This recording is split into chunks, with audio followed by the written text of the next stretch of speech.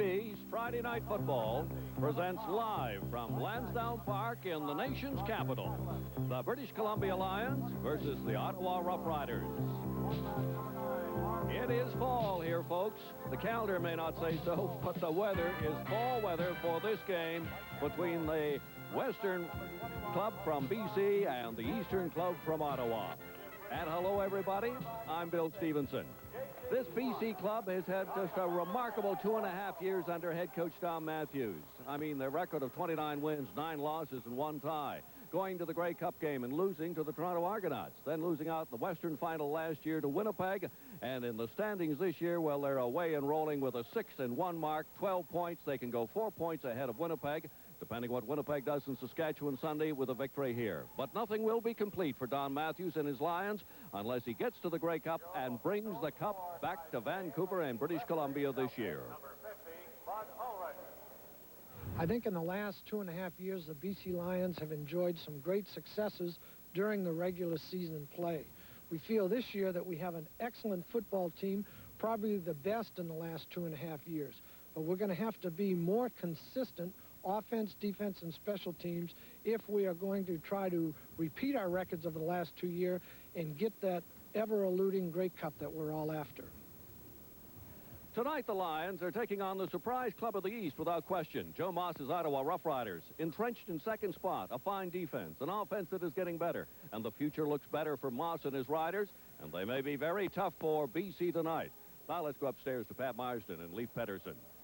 Thank you, Bill. Hello, everybody across Canada. We have got a good one for you tonight. Let's talk about those surprising Ottawa Rough Riders, because they've got 2 really exciting newcomers. Oh, they have, and they've got off to a great start. And what an opportunity for them tonight to show their stuff against the #1 team in the country. A couple of bright spots offensively. Derek Zeno, if you ask Joe Moss, say our special teams is the best part of our team, and Derek Zeno's done a great job returning punts for them. Mike Catterbone, a young receiver that's really helped solidify that receiving core. He's given J.C. Watts a good target. But you know, Leif, Ottawa has played well this year. Their record indicates that, but they are in tough tonight. Well, they sure are. BC, some kind of football team, and they too have some exciting performers, and I'm talking about number 24, Mervyn Fernandez, and of course, Keevan Jenkins. Mervyn Fernandez off to a great start this year, and with teams paying so much attention to him, it's really opened up that running game with Keevan Jenkins, and he is dynamite. Well, it's going to be interesting to see how Ottawa can handle those 2 people. We think it's going to be a good one. You stay with us right through the game.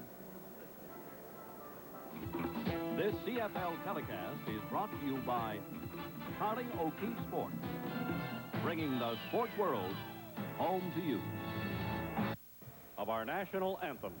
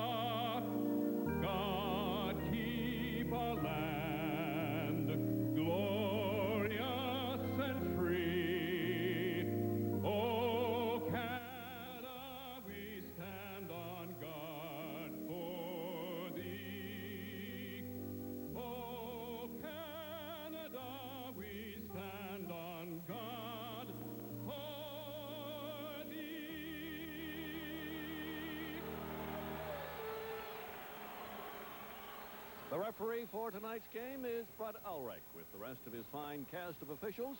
Pat, there's a bit of a breeze blowing down here. It may affect some of the punts when they get up in the air. We'll just have to see as the game goes on. But the wind is down considerably from what it was about a half hour ago. All right, Pat, we're ready for the opening kickoff.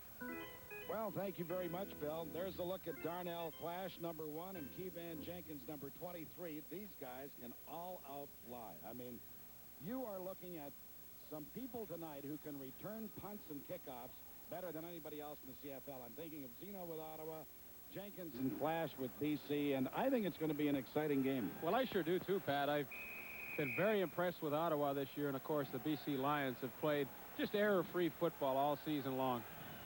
Well, I think Ottawa's in for a tough night, but let's watch and see as Dean Dorsey kicks it off. This will be Kevan Jenkins from his 10-yard line. And he got to the outside all right, but unfortunately for him, he did step out of bounds at about the 32-yard line, because had he been able to turn it upfield, I don't think anybody would have caught him. But by the time he got to the outside, his momentum was such that it did take him to the hash mark. There's Roy DeWalt, who will start at quarterback. John Henry White and Kevan Jenkins, two of the greats. And the receiving corps, what can you say, except every one of them is outstanding. Well, the key right there is they've got such great balance all the way across the board. And there's the first running play of the ball game. It goes to John Henry White, with Al Washington and Lloyd Lewis, the middle linebacker and the defensive end, numbers 17 and 63 in there. There's the All-Canadian offensive line for the Lions. A couple of big tackles. John Blaine, Brian Hillebrand had dinner last night with John Blaine, and he said the team has really come together in their maturity. They're all good pals off the field, and boy, that makes a big difference. The pickup was about 3 yards, so make it 2nd and 7 BC. Boy, DeWalt had a lot of time, and yet despite that, he throws the ball into the turf. This, of course, to me is the key thing for BC. Roy DeWalt has to be the catalyst for what is an outstanding offense if he does his job.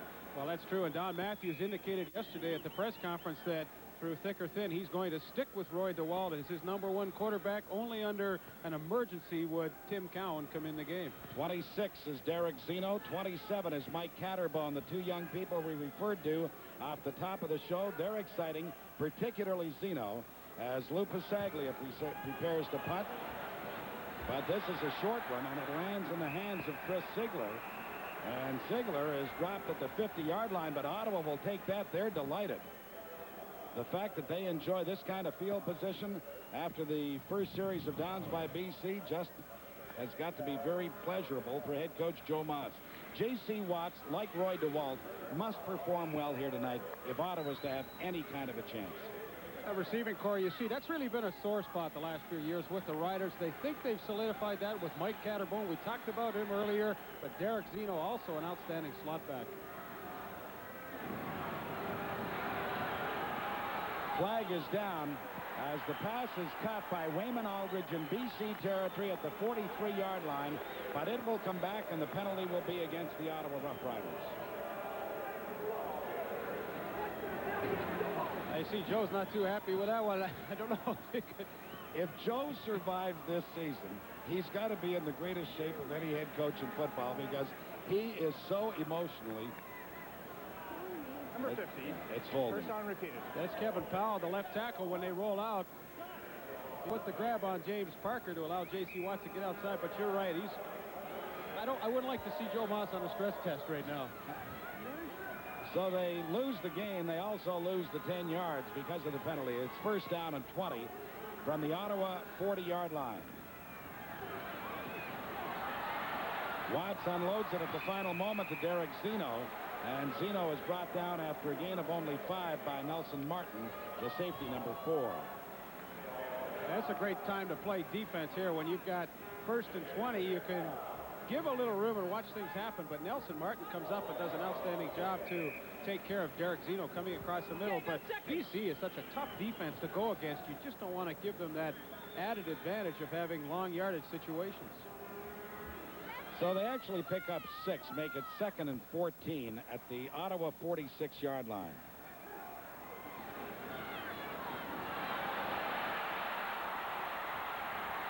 Well, the football is loose.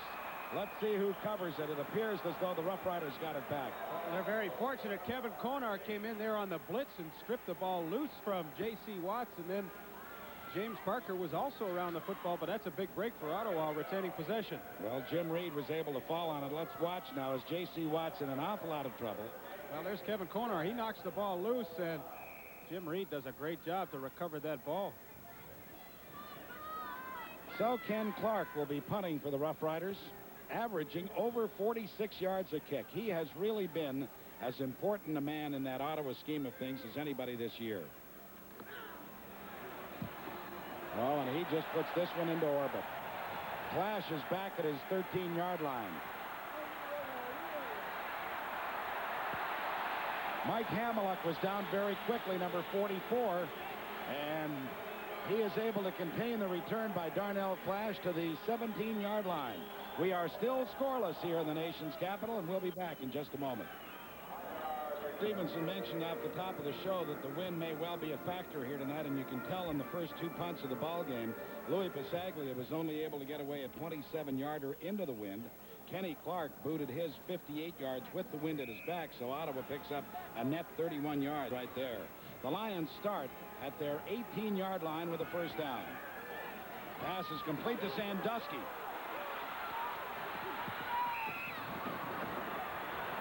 Sandusky was able to evade the tackle by JoJo Heath, finally knocked out by Ricky Barton, but he picks up 31 yards on the pass completion from quarterback Roy DeWalt. In our chat with Donnie Matthews today, he said this is what they were going to do because the Ottawa corners lay off the receivers, throw the quick hitch pass, and then try and make a big gainer out of it. Sandusky does an excellent job.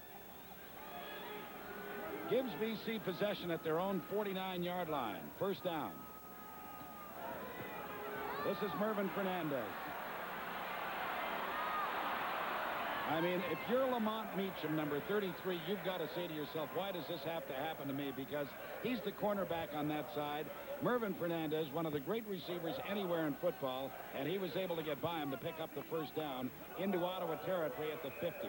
Well, one-on-one, and as you said, it's a scary situation. Watch the moves by Mervyn Fernandez. He's so fluid when he's running with that football. He picks up the first down.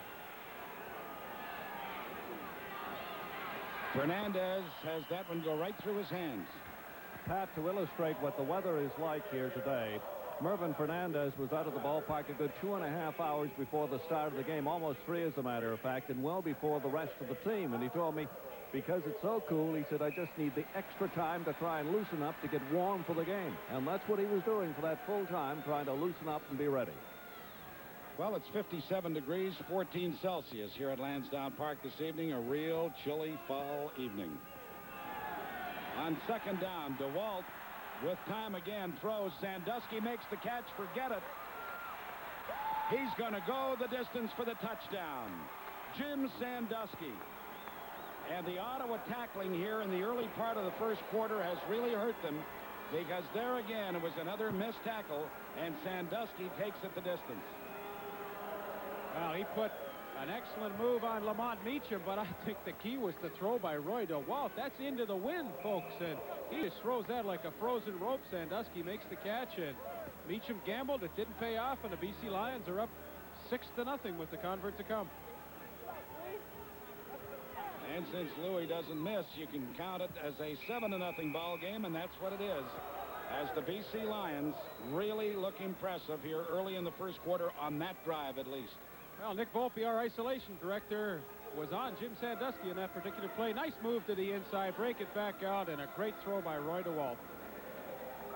So that's the way it stands right now. The BC Lions out in front of Ottawa 7-0. We'll be back with their kickoff in just a moment. Lansdowne Park as the BC Lions are set to kick it away. This one hangs up in the air and allows Zeno to come to his 16 to take it. Boy, let's give those BC Lions all the credit in the world, because down very quickly was Andre Jones to limit Zeno's return to the 26-yard line. That's only a 10-yard return for the man who has really excited everybody in the CFL with his kickoff returns. Leads the league, as a matter of fact, in that category. It's really a mistake there, Mark. Nate Perkowski is the backup defensive lineman. James Parker, number 40, should be in there. Nice linebacking crew. Glenn Jackson having just a great year. Glenn has played so well for so long for the BC Lions that you kind of, forget to mention how great he is.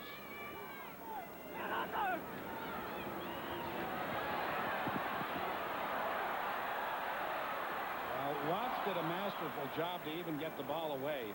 He was finally looking for number 21 in that Ottawa scheme of things, Lester Brown, but the ball was beyond him. I can't believe Michael Gray didn't come up with the sack there, number 77, the rookie defensive tackle with the Lions. He seemed like he had JC all wrapped up, but couldn't make the play. Now they're trying to straighten things out in that Ottawa defensive backfield, because they've got to play that coverage a little bit tighter. That was too easy on that drive.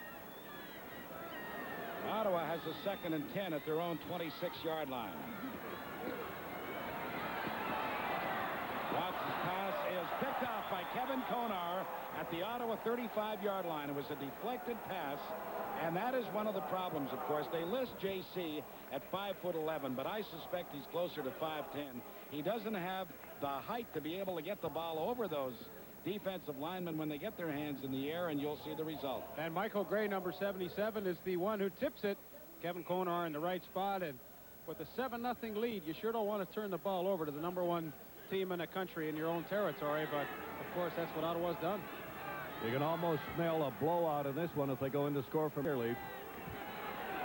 The Waltz pass is complete to Keevan Jenkins.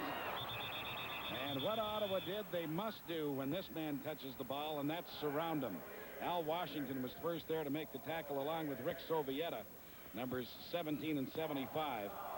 But Jenkins gets into about the 26-yard line, which is very close to a first down. And that's a good read by Roy DeWalt, because Ottawa blitzes about 17% of the time, so you know most of the time the linebackers are going to be dropping off deep. When they do that, you've got to dump it off to your backs and let them run with it. And that's so unlike Ottawa teams of the past. They used to blitz constantly. It sure is, you know, and when we heard those figures this morning, I couldn't believe it, because they used to blitz about 70% of the time, not 17. On first down, DeWalt's going to go upstairs again, throws it over the middle, and it's complete to John Henry White at about the 20-yard line. Again, Al Washington, the middle linebacker, this time along with Tom Towns. Number 20 is there to bring him down. Towns has probably been the best linebacker in that Ottawa scheme of things, according to head coach Joe Moss. He said he's playing so well, I'm convinced he can play again next year. And they really only got him as a stopgap measure for this season. Well, with 11 years in the league, 10 of them with the Edmonton Eskimos, he certainly has the experience. The pickup was about 7 yards, so on 2nd and 3, Keevan Jenkins spins his way for a first down into the 15-yard line. Rick Sovieta finally grabbed him from behind and brought him down. You know, that's only going to go in the books as a 4-yard run, but what a super move he made to initially get away from the tackle of Lloyd Lewis and pick up that first down. There is no question about it that Keevan Jenkins is worth the price of admission. I mean, he is the kind of a player that every team looks to have because he is so exciting. It's 7-0, BC leading it, and we'll be back in just a moment. Please don't let it be one of those nights, because Ottawa's either in the game right away or they get blown out. I mean, thinking back to the Winnipeg game, the Edmonton game, you know, they can be wrapped pretty hard. Don Matthews has, well, I mean, the man was obviously born to coach football because he enjoys it so much, but he's in a very enjoyable place, too. The BC Lions are as professional an operation as any in this country. Everybody's happy when you're winning. Yeah. So the Lions with a first down at the Ottawa 15-yard line. The Waltz pass is caught by Sandusky. Touchdown, British Columbia. JoJo Heath couldn't wrap him up. Well, that's just too easy, Pat. You know, you've got to come up and challenge those receivers. When you get down to your own 15-yard line, I mean, you have to be a little aggressive. Now, we know that the corners, JoJo Heath and Lamont Meacham, like to lay off the receivers, but in this situation, you just can't do that. And this is far too easy for Jim Sandusky. He just turns it upfield and squeezes into the end zone. Well, the jury was out on JoJo Heath as far as the Ottawa Football Club was concerned, and I think the jury may hand down a decision after this ball game if he doesn't play much better in the next 53 minutes than he has in the first 7.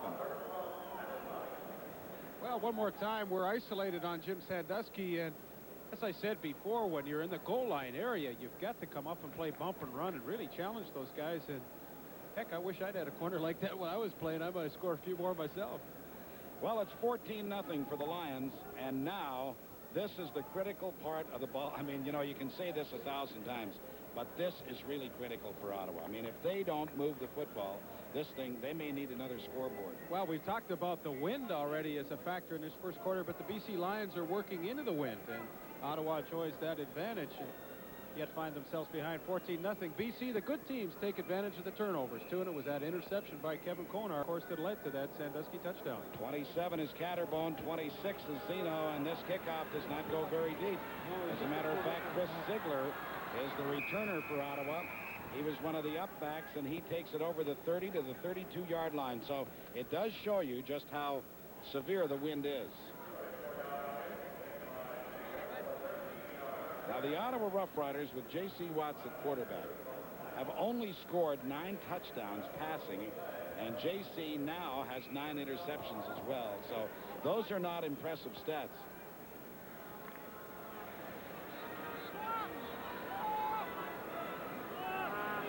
The Rough Riders begin from their 32-yard line.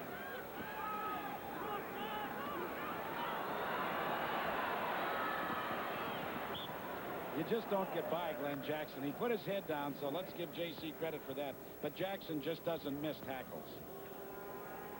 Kevan Jenkins got wrapped in the back a little bit, so he's got a bit of a sore kidney, but outside of that, he's fine. And says that it hurts a little bit, but outside of that, just the normal bruise, he'll be back in action. No problem. Well, we want to see Kevan because he has to be the early favorite for the Shenley Award as the top player in the country. He's off to a great start. The pickup by J.C. Watts was 4 yards, so it's 2nd and 6.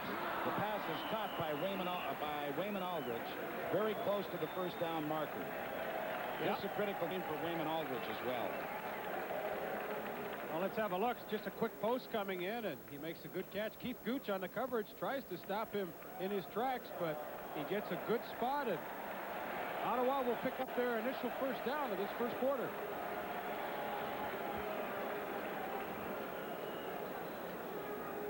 So they spot the ball right at the first down marker, which is the 42-yard line. I mean, is there a hole in that secondary? If there is, I don't know where. Well, there's not. A guy by the name of Larry Crawford is also around, and he'll be playing tonight as well. J.C. Watts is dropped by Kevin Konar and his friends. Nick Hebler was in, too. Rick Klassen. We ran into Hebler and Klassen today. They are mountains, aren't they? They are big, big people. 6'3", 240 is Nick Hebler. Rick Klassen he's just a little guy at 6'1", 245. You know, the thing about them all, Pat, though, in this BC club, and it's been built this way, they all have speed, good quickness. That's one of the reasons why they picked up that sack. Such good coverage by that defensive secondary downfield. Mel Bird on Derek Zeno. The loss was 10 yards. They throw the screen. Lester Brown couldn't maintain his balance, and consequently Ottawa will be punting as Brown goes down at about the 35-yard line. Mike Gray, who had such an unbelievable game, the contest we saw him in Hamilton. That's right. That was, I believe, the opening game of the season, and if I'm not mistaken, he was the Pacific Western Star of the Week that week for his effort that game.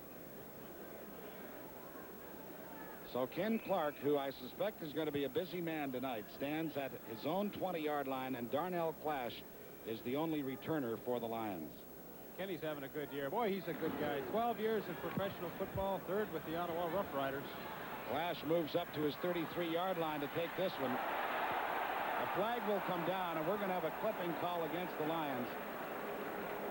I believe it's Larry Crawford, number 34, and he really tried to pass up and not block Wayman Aldridge, but he caught just a piece of him. The referee made an excellent call. He really did, because Aldridge was in a position where he was going to make the tackle, and he was thrown off balance. There's J.C. Watts and Joe Moss talking things over on the sideline, because they have got to move the football or this defense is going to be exhausted.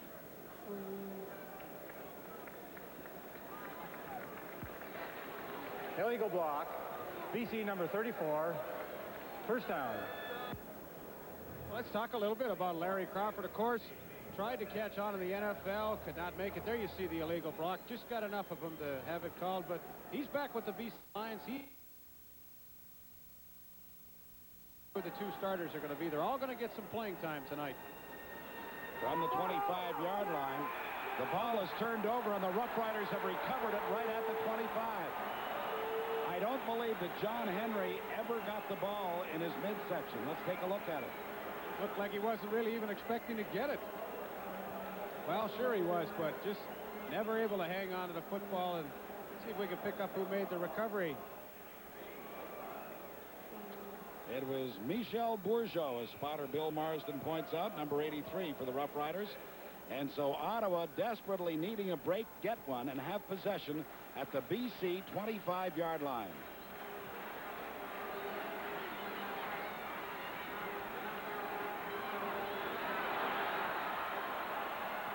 The pass is complete to Zeno, who was able to elude the first tackle by number 32, Andre Jones, and picks up about 4 yards before Darnell Clash does make the stop. There's Michel Bourgeau, who recovered that fumble of the Ottawa Rough Riders. That's a long throw to pick up 4 yards here. J.C. Watts unloading to Derek Zeno, who's really the safety valve in that run-and-shoot offense. Michel Bourgeau, who recovered that fumble, well, he was a territorial pick by the Rough Riders. They were able to get him in compensation when the old Montreal Alouettes signed Mike Murphy. And this is Lester Brown. And Lester, with some slashing running, gets inside the 15 to about the 13-yard line, where Andre Jones brings him down. But the pickup is 7. He will have the first down. Well, it seems like a lot of teams have given up on Lester Brown, but he's been able to surface and always seems to do a good job. One of the guys that I like. Had a nice hole opened up for him there, and the Ottawa Rough Riders are trying to take advantage of that fumble recovery and get on the scoreboard. It is BC 14, Ottawa nothing, but the Rough Riders are starting to move a little. Pass goes incomplete, intending it for Wayman Aldridge, but it was Glenn Jackson who got his hand up. You know, it's funny. They used to take Glenn Jackson out on passing situations and put in an extra defensive back, but he's played so well this year, they said, why do we bother? We don't take him out. We'll leave him in there. The SFU graduate makes a super play. So Ottawa will have a 2nd and 10 at the BC 13-yard line. This is the part of the field that Ottawa has had problems with all year. Getting the ball into the end zone.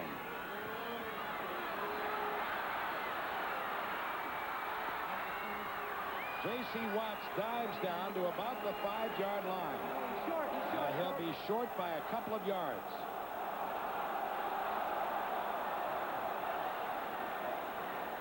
He simply could not get by Glenn Jackson.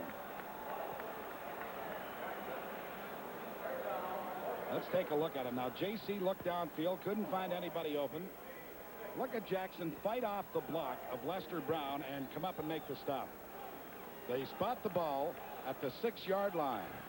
So they are 3 yards short. They are going for it on 3rd and 3. Lester Brown dives. I don't think he picked up a first down, but let's wait and see. Well, BC Lion offense is halfway on the field. They don't think he did either. Well, it's tough to dive for 3 yards. Especially when you're only about 5'9".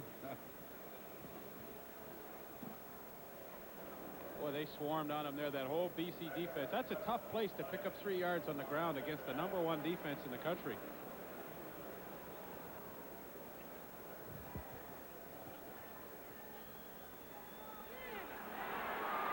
Well, the Lions stopped them.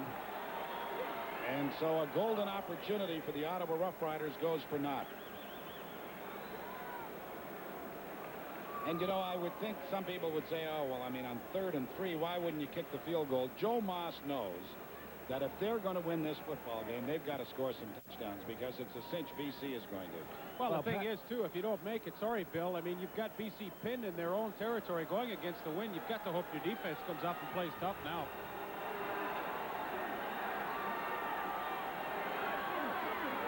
The ball throws and the pass is complete to Ron Robinson out over the 10 to about the 11-yard line. Tom Towns covered him there. Would you not think, Leaf, that at the same time Joe realizes he's got to give that offense of his a little bit of confidence in that by maybe letting them go in that situation, if they can make it, he can boost that confidence because the offense has been the problem with the Ottawa Rough Riders. Well, I agree with that point, that I also think that you're not going to beat BC by kicking field goals either. No, that's a good point. So Robinson comes up a couple of yards short, but BC at least has a little breathing room at their own 11-yard line. It's 2nd down, 2 yards to go for the first down. The Lions lead it 14-0. We are here in the first quarter at Lansdowne Park. John Henry White gets it to about the 12-yard line, and the flag is down. Ricky Barden came up and made the stop. Let me tell you, Ralph Dixon, number 22, the defensive back on the short side of the field, is going to be called for offside. So regardless of whether they're short of the first down, they're going to pick it up anyway.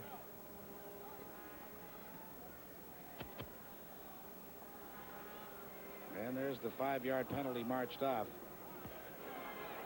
Offside, Ottawa number 22. First down. Well, it was Ralph Dixon, as Lee pointed out, who was offside on the play. So the Lions get a very important...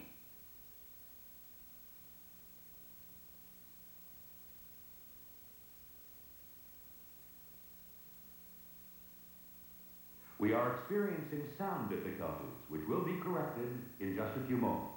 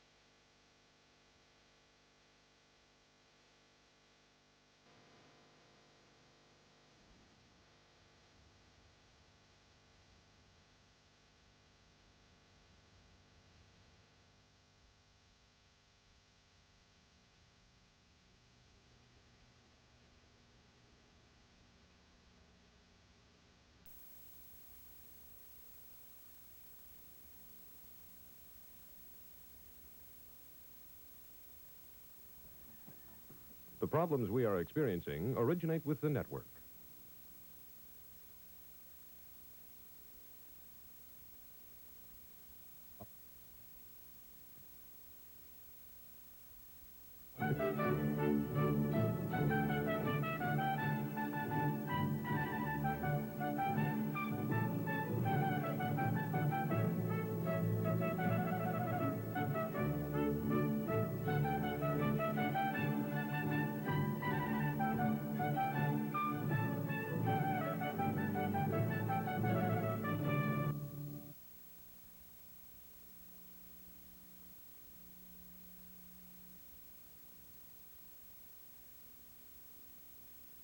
We are experiencing problems with the audio portion of our transmission.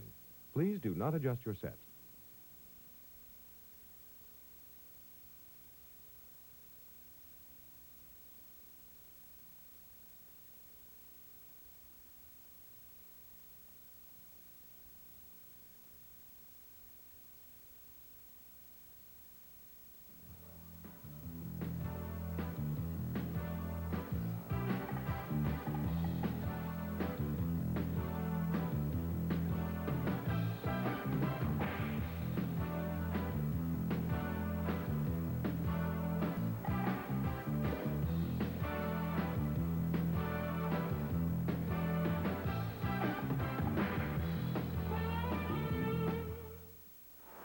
They lead all of the CFL in quarterback sacks with 35. They feel they have 42, but because the CFL doesn't acknowledge half sacks, they have actually sacked the opposition quarterback 35 times. And they have 3 more tonight, so make it 38 on the season. And I guarantee you they're going to be coming right here.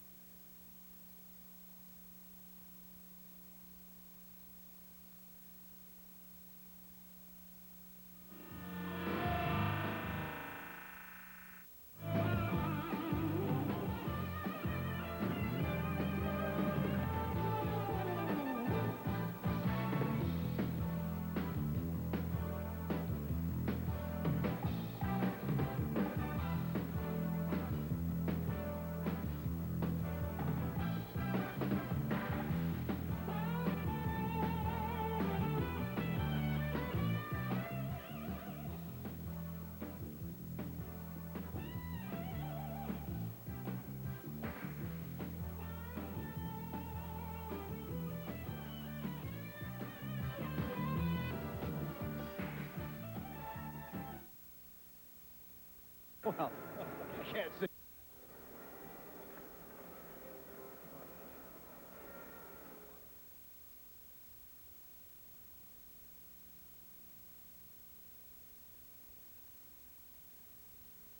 Lions and Ottawa's special teams, which have been really the best part of their operation since the start of this season, were able to contain him to a return of only about 7 yards to the 40.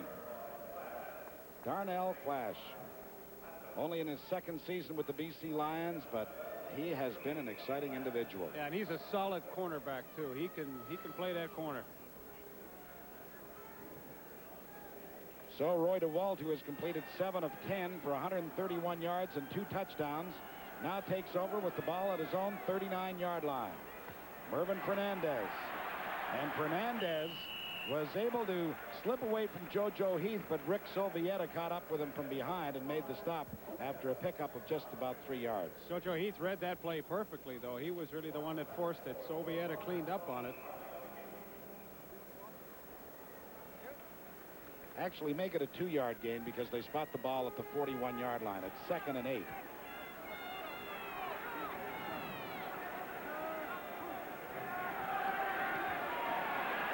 DeWalt's pass is complete to Keevan Jenkins. There's a flag down in the area where sometimes you get roughing penalties against the Ottawa Rough Riders, and that's what it's going to be.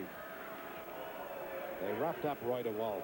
Ottawa's really making some critical mistakes in this first half that's costing them. A holding penalty cost them a first down early in the game, and an interception by Kevin Konar. Now a roughing penalty when really the ball had gone is really hurting. That's an extra 15 yards that you just can't give BC. Major foul, roughing the passer, Ottawa number 63, first down. That's the newcomer Lloyd Lewis, number 63, who played all of the USFL season and is now playing back-to-back seasons here, starting at the left defensive end spot for Ottawa. Lloyd Lewis. There's Bernard Quarles, acquired by Ottawa from the Calgary Stampeders, and he may very well be in this ball game before much longer.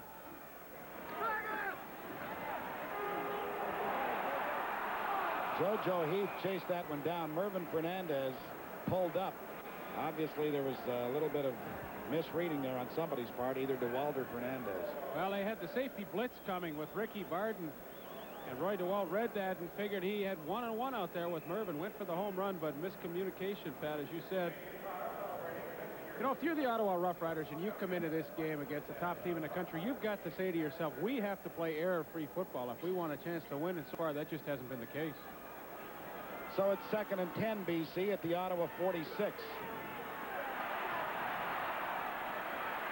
And DeWalt gets to about the 44, but there is a flag down in the Ottawa secondary.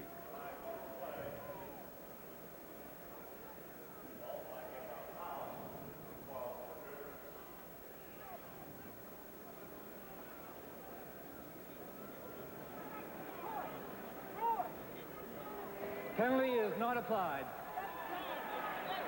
Okay, we got 3rd down here. So because DeWalt only picked up a couple of yards, it makes it 3rd and 8. Louis Pasaglia comes out onto the field. Well, we have a situation as you look at the head coach, Don Matthews, where he's a little concerned because after 5 straight wins, they lost to Calgary. He said, people said, what's wrong with us after our slight win over Hamilton? He said, I was concerned. He said, the players had self-evaluation. And he said, versus Hamilton, I couldn't accept the way we played. So you know that Ottawa's in tough because BC feels they've got something to prove tonight. Pasaglia's field goal is good. Just made it over the bar from 50 yards out. The BC Lions are out in front of the Ottawa Rough Riders 17-3, and we'll be back in just a moment. Well, as you take a look at the new quarterback for the Ottawa Rough Riders, Bernard Quarles, let me tell you that Louis Pasaglia's 50-yard successful field goal is not his longest of this season. He had one earlier in the year for 54 yards. But Bernard Quarles, this is not really surprising because Joe Moss told me yesterday, if JC doesn't get the job done early, I'm going to Quarles, who has a much better arm. So Ottawa starts from their own 35-yard line.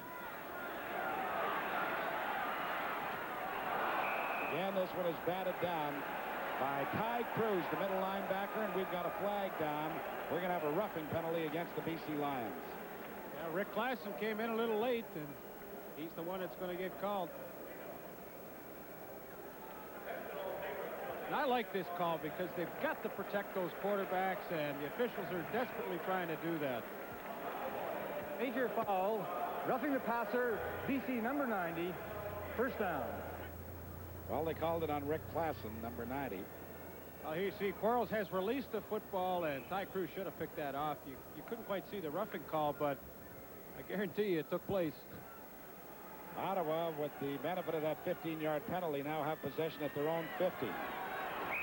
Well, Quarles looked, there was nobody open, and he's dropped by Mike Gray, number 77, the right defensive tackle. That BC front four is having a heck of a first half, really putting a lot of pressure on both Ottawa quarterbacks.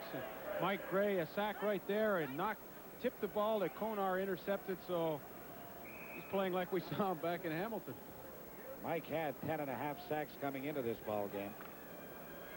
And he registers another one right there. The loss is only a yard, so make it 2nd and 11 Ottawa at their 49.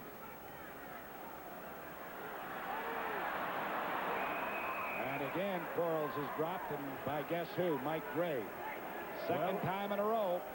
As Joe Moss says, the Lions play get the quarterback. That's their whole ball game, and boy, they've been getting them tonight. Well, that's really the philosophy of Don Matthews. Aggressive, challenging type of defense, and of course he's got the guys that can do it. That's what it really takes. You've got to have a lot of team speed on defense, and that's their greatest asset. I'll tell you, Mike Gray beat the block of a man considered to be one of the best blockers in the CFL, Jim Reed, and he just moved around him like he wasn't there.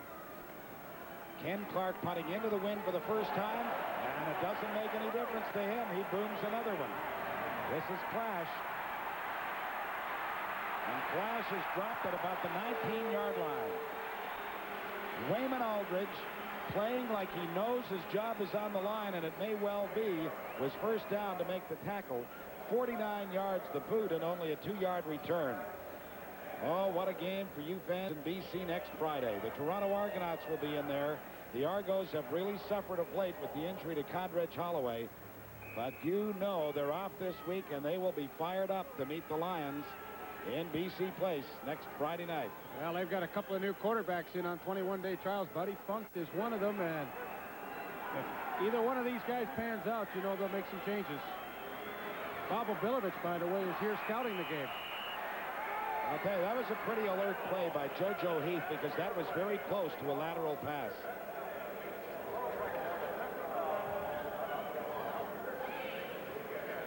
Let's take a look at this. This is very, very close.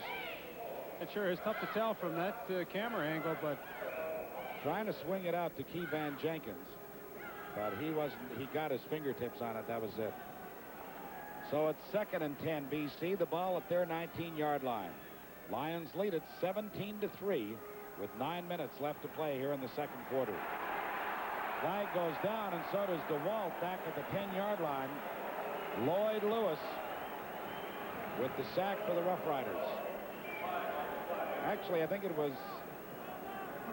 You watch, it's a good call. It was Lloyd Lewis. Watch number 63 on the left side of your screen come in. He puts the initial hit, takes Walt down, rips his helmet off, and then Michel Bourgeot comes in and pins him, makes sure he doesn't get up. There was a marker down on the field, so let's wait and see now.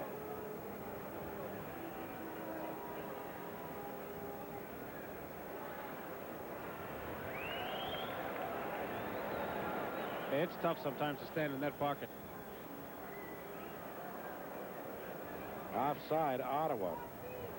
Holding BC. So the difference, of course, is 5 yards. Ball is pushed back to the 14-yard line. They'll repeat second down.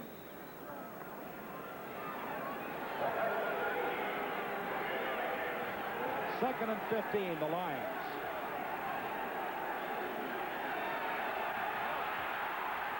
DeWalt dropped the football because of the pressure by Lloyd Lewis. Once again, he just jerked the ball right out of his hands.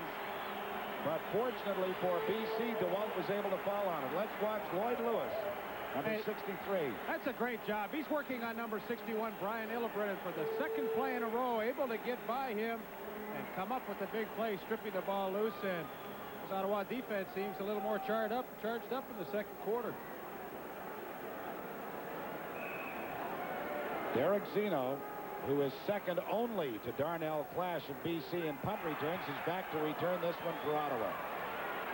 Has to chase it down at the BC 53. The flag is down as Zeno gets inside the 40 to about the 38-yard line. And we'll find out what the penalty marker is about when we come back. The Lions are leading at 17-3, and we'll return in a moment. Ottawa clipping was called against Mike McIntyre, and so the ball is back at the Ottawa 50 instead of being inside the BC 40. There's a look at the penalty situation. Ottawa 5 for 50, the Lions 3 for 35. And the Ottawa penalties have really been critical because it eliminated their first offensive play. It is cut back here on a big return by Derek Zeno, but Ottawa is at their own 50. With a first down, Bernard Quarles with the handoff to Lester Brown. Lester crosses midfield into BC territory before Ty Cruz, number 91, the middle linebacker, is there to bring him down. Lester Brown had that 137-yard game against the BC Lions, or rather against the Toronto Argonauts in the last game for the Ottawa Rough Riders. So we asked Joe Moss about the rushing, if he was going to do a lot more running with Lester. He said, well, he said, what Lester did against Toronto, he said, that may be more running we do the whole rest of the year. Bernard Quarles ran that time, hoping to pick up the first down before Mike Gray made the tackle. Now, if they spot it right at the 50, it'll be a first down for Ottawa. Well, he just did a great job to get away from Kevin Konar initially and even have a shot at picking up the first down. They're going to measure. If Bernard Quarles can play well for the rest of this ball game, he's going to be the Ottawa starter next week. He's a good size, 6'1", 205 from the University of Hawaii. And as you saw right there, he did get that extra inch and pick up the first down. Hasn't played very much this season, has one interception and one touchdown pass. But Joe Moss, the man you see on your screen right now, feels that his arm is so much better than JC's that he may have to go with him. This is Lester Brown again. And Lester was hoping to slide to the outside, but Ty Cruz, the middle linebacker, had him and just wouldn't let him get away. Well, in that 4-3 defense, that's what you want your middle linebacker to do. He's the guy that's got to make those plays, and he read it perfectly. When Lester slashed it to the outside, Ty Cruz was there immediately, made the stop. 7 minutes, 5 seconds left to play in the first half. The BC Lions put a couple of impressive drives together. They resulted in touchdown passes to Jim Sandusky. As you look at J.C. Watts on the sidelines, he's been a disappointment this year. This is Wayman Aldridge. Aldridge did an excellent job following his blocks, picks up the first down for Ottawa, and gets to the BC 37 before Melvin Bird, number 10, was there to bring him down. Well, let's have a close look at Wayman Aldridge. It's the quick screen to the wide receiver. Watch number 50, Kevin Powell, get out. He gets a block. Mike Hamlick out in front, and that's a really well-executed offensive play. Mel Bird just slightly shaken up on the play, so that means that Larry Crawford will come in there. Aldridge this evening has caught 4 passes for 56 yards. Yeah, he's looked good. He's looked good on special teams, too. Made a couple of tackles, and it's tough to see Mel Bird come out of the ball game, but you sure don't hurt yourself when you can put a guy like Larry Crawford in to replace him. Well, you talk about depth, though. I mean, they are just loaded at every position. Well, the guys that they have in the reserve list are pretty awesome, too. Flag is down. Quarles was thrown to the turf, but they will rule that he was in the grasp of the defender, and a holding penalty is also going to be charged against Ottawa, but the Lions will decline it. Nick Hebler was there to make the stop. Well, time and time again, BC just comes up with the big plays on defense. Holding, Ottawa number 50, decline, second down. It's Kevin Powell once again, number 50. He's at the top of your screen, left-hand side. Let's have a look. He's working against Glenn Jackson on the blitz, and you can't see the holding call, but really didn't make much difference, as once again that BC front four puts a lot of pressure on the Ottawa quarterbacks. Well, you talk about pressure. That's the 6th sack already, and we still have 6 minutes left to play in the first half. Well, these guys like Nick Hebler and Rick Klassen, they've just got great desire to want to get to the quarterback. Quarles' pass is complete to Mark Barouse. And Baruch fumbles the football. The Lions recover it. Darnell Clash, who's always around the ball in any event, is there to make the recovery for the Lions. Well, there you see the disappointment on the face of head coach Joe Moss. He can't believe it, and they set up a pretty good play here to the slot back Mark Baruch. At least they put themselves into field goal range with this, but he coughs it up, and Darnell Clash very alert as he comes up for the recovery. But that cost them a shot at 3 points. You know, they weren't going to pick up the first down, but you made a point earlier, and you're so right. For Ottawa to win this football game, they cannot make mistakes, but they have made some, and as a result, they trail by 14 points. DeWalt going deep for John Pankratz. He makes the catch inside the Ottawa 30 to the 28-yard line. But there is a penalty marker on the field. Gee, DeWalt threw that ball nicely, though. that was a great play, too. You know, they faked the quick screen to Mervyn Fernandez and just wheeled Pankratz up the field. Unfortunately, it's going to be called back, but just a variation off that quick screen to the wide receiver. Very effective. Holding, BC number 54, first down repeated. Glenn Leonard, the right guard, number 54. And there's a look at Mel Bird being attended to on the sidelines. It's the left arm. As a matter of fact, it's the elbow, and they're just giving it a little extra protection, putting some tape on. Mel will be going back in action, so it is not serious. Thank you, Bill Stevenson. It's first down and 20 for the Lions at their own 28. Now the screen is set up for John Henry White. And John Henry rambles very close to the first down marker at about the 48-yard line before Ricky Barton was there to bring him down. You talk about execution on offense. They faked the trap to Kevin Jenkins and then set up a screen. Roy DeWalt really running that team efficiently. And now the Ottawa Rough Rider offense trying to devise a scheme to keep those big defensive linemen of the BC Lions out of the face of the Ottawa quarterback. Bob Swift, former great player in the CFL with Toronto, Winnipeg, BC. Started out as a fullback, Pat, with these BC Lions, and he was a pretty good one. He certainly was. It's second down and inches. DeWalt keeps it himself, has the first down as he gets to about the 49-yard line. Well, you know you're getting offensive production when you can have a first and 20 and pick it up as easily as they did. But, you know, the entire BC Lion operation is first rate. I mean, Bobby Ackles and his people in BC run a truly professional operation. Their practice facilities are great. Yeah, that's a great complex they put together out at Surrey, and you know, that rubs off on the players. They've got a lot of pride in the organization, and they really feel good about being a BC Lion. DeWalt's pass was a little bit low, and so it goes incomplete. Talking about Bobby Ackles, as you two were, who is the fine general manager of the BC Lions. You know, Bobby passed in total number of games as the general manager for the BC Lions, the old record held by Herb Capozzi, who's a friend of all of ours, of course. 161 games against Hamilton, and this is his 162nd game as far as the general manager of the BC Lions is concerned for Bobby. His 10th year as the GM, and he certainly deserves congratulations for a fine job. He sure does. The flag is down. DeWalt's pass goes incomplete. It was trapped at about the 53-yard line by Pankratz. But there is a penalty marker back at the line of scrimmage, holding against BC. See a lot of holding calls tonight. Donnie Robinson, the injured BC Lion receiver, didn't really see what happened to him, but seems like he's in a lot of pain. But once again, BC number 65 declined.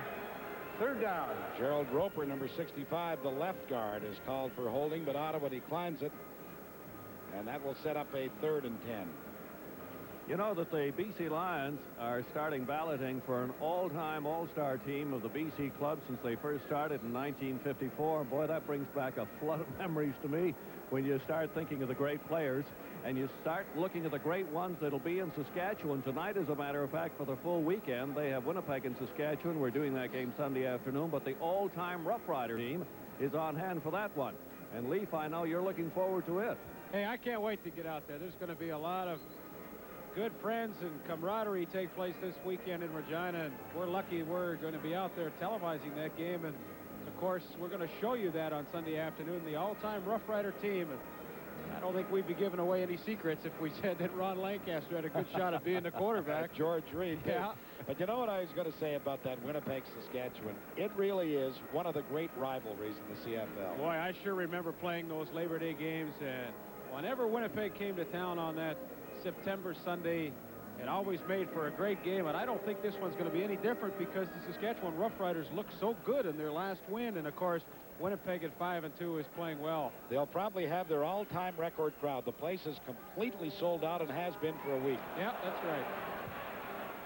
Basaglia's punt bounces in front of Zeno, who takes it at the 14-yard line.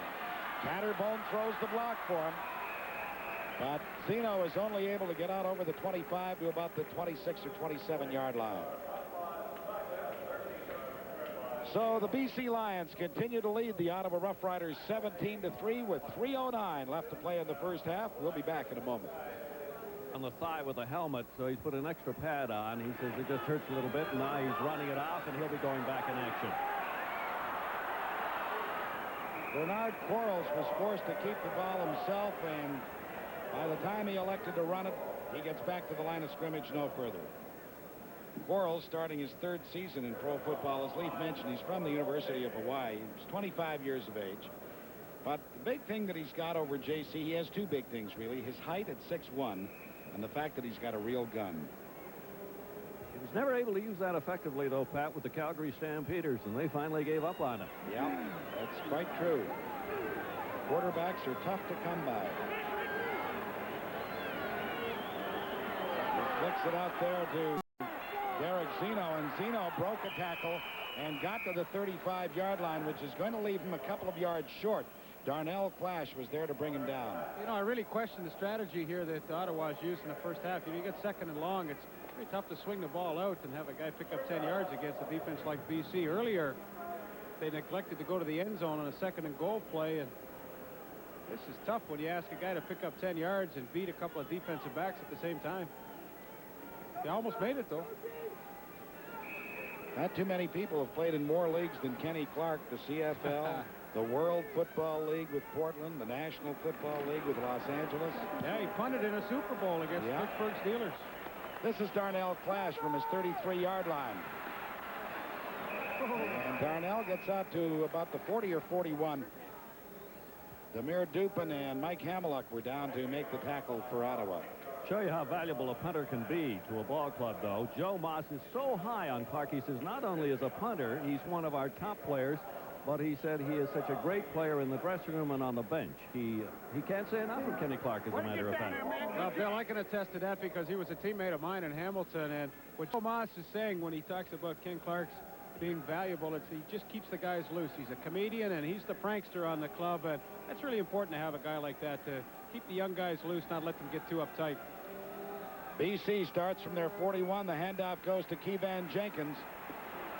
And Keevan did a pretty good job to get the ball over the 45 to about the 48-yard line for a pickup of very close to 7 before he ran into Lloyd Lewis, number 63, and Tom Towns, number 20.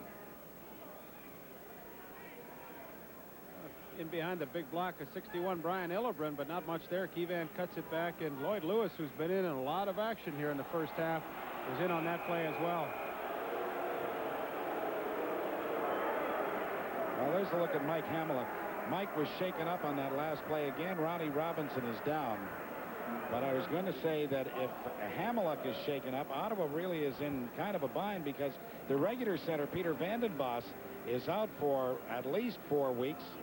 And if Hamiluk is injured, they've got a problem.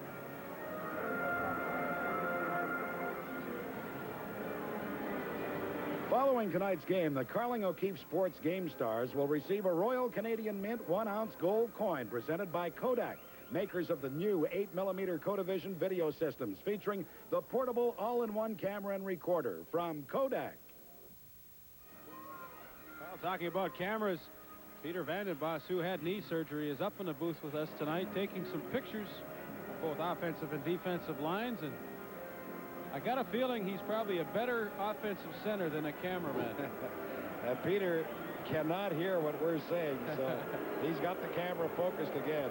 Not the one that you're seeing the picture of Don Matthews, but his own. So as Ron Robinson leaves the field of play, the BC Lions wait for the referee's whistle to signal time is back in. It's second down, 3 yards to go. The toss goes to Keevan Jenkins.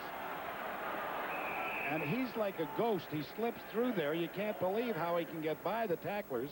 And he ends up at the Ottawa 50-yard line for another first down for the BC Lions. Now, John Henry White, his blocking partner, got out in front and does a good job. But watch the explosion at the end of this run. He just cuts up through that hole, puts the shoulders down, and picks up the necessary yards. You know, he's what coaches say, a guy who runs a lot tougher than his size. He was running like a 220-pounder right there. And when you talk about his size, they claim he's 5'10 and 180. But there's suspicion that he might not be quite That's those 5'10. media book figures every year. That I don't think he's much bigger than you, Pat. I used to be about 5'10 then. I mean in height. This is Keevan Jenkins again. And Jenkins is inside the 50 to about the 47 or 48-yard line. Ottawa did a pretty good job of closing it down. Al Washington was there. Let's go to Bill Stevenson. They report on Mike Hamelick, center for the Ottawa Rough Riders, as he bruised the elbow, and he will be able to go in and play center. As you pointed out, Pat, without Hamelick, they're in trouble for a backup man, but they're not going to need one. Hamelick will be able to return. It's second down, 8 yards to go, Lions. The ball at the Ottawa 48. BC out in front, 17-3 as we wind down the first half. Sandusky made a terrific adjustment to the football. He turned both ways and then finally gathered it in inside the 25-yard line. Wow, this is something you just don't teach, Pat. You're absolutely right. He does everything possible to make this catch, looking over the outside shoulder, and DeWalt had to throw it into a hole, into an area between the defensive backs, and he comes up with the outstanding play. Already 2 touchdowns in this first half. Another great catch. And picks up 24 yards for the Lions. The injured BC player is Glenn Leonard, the right guard. You know, that play really demonstrates the abilities of Roy DeWalt. He knew he had to throw it into that one area to have a chance to make the completion. He threw it in, and he knew that Sandusky was the kind of receiver that could make that adjustment. And, you know, you talk about Sandusky. He's caught 4 passes tonight for 120 yards and 2 touchdowns. I mean, and when we're thinking of our Carling O'Keefe game stars, he certainly is going to get a lot of consideration. And this Monday in Calgary, there's another game that we talk about rivalries. Edmonton and Calgary, another great rivalry. You know, a lot of people in the Toronto area think that it's only Toronto and Hamilton that have rivalries. Winnipeg, Regina, Saskatchewan, that's a rivalry. This one is another great one. Ottawa and Montreal, the same thing. And that, of course, is what makes the CFL so interesting. Well, if Joe Barnes can get his form back from that big upset win in BC Place a few weeks ago, it's going to be some ball game. Matt Dunnigan having a great year rushing with the football.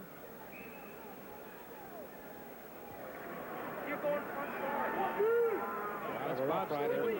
Kevin Powell trying to organize things with Nick Benjamin on the sidelines. Get those blocking assignments down, Pat. The ball is at the 25-yard line. First down, Lions. DeWalt fires it out there for Fernandez, who tried to make a one-handed catch, but was unable to do so. Ron Robinson says he got a dirty shot as far as he was concerned from Ricky Barton. He says it was a cheap shot. He said, I wasn't expecting it or looking for it. He said, I should have known better. And so he's had to put some ice on that thigh, and he says we'll have the doctor have a look at it at halftime. I'm not sure if I'll be able to come back in the second half or not. We'll have to wait and see. Halftime will be 1 minute and 13 seconds from now. Second down, BC. The ball at the Ottawa 24.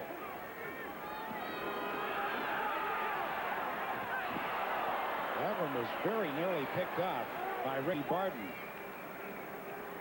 Really made an excellent play, breaking on that football, read the pattern, and stopped the completion. Well, at halftime tonight, we'll take you around the CFL, show you what's happening. The Pacific Western Airlines CFL Players of the Week. And Leaf and I will be around with the highlights of this first half, and they will feature many of the BC Lions plays. How come they don't put your name in there with me? The name is too fat. So Louis Pisaglia will try the 31-yard field goal, and it's wide. And Ricky Barden ends up conceding the single point. That comes with 1 minute and 3 seconds left to play in the half. The BC Lions now lead Ottawa 18-3. Isn't football a funny game, though? I mean, he lines up for a 50-yard field goal, pumps it right through. Here's the 30-yarder, and, you know, just misses.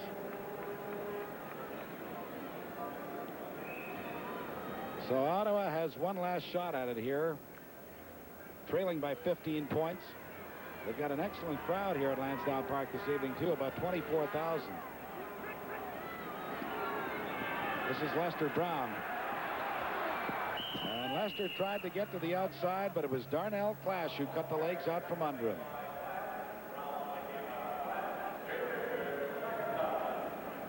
You know, you hate to keep praising and praising one operation, but the BC Lions, I mean, you look at their club and you say, they have to be the odds-on favorite to win it all. No question about it. You know, when you prepare for a team, you always look at some area that you might try and exploit.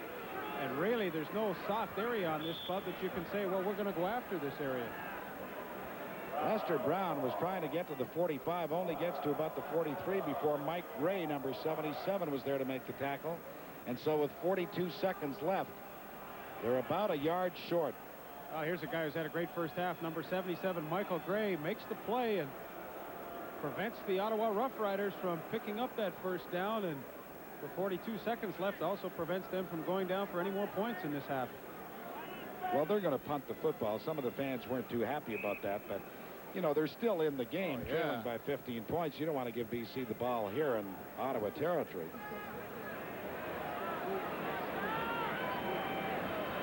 Don't go! Another good punt by Clark. Misses Clash from his 25-yard line. Mike Hamelick was there to grab him around the legs as he got to the 34.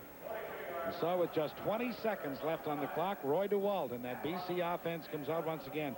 You know, apart from those back-to-back touchdowns that they scored within about 3 or 4 minutes of each other, Ottawa's done a pretty good job in shutting down the line. Oh, they sure have. Well, that's what you always hope when you're playing against a really good team, that your defense plays well and gives you a shot to stay in the game, and the Ottawa defense has done that.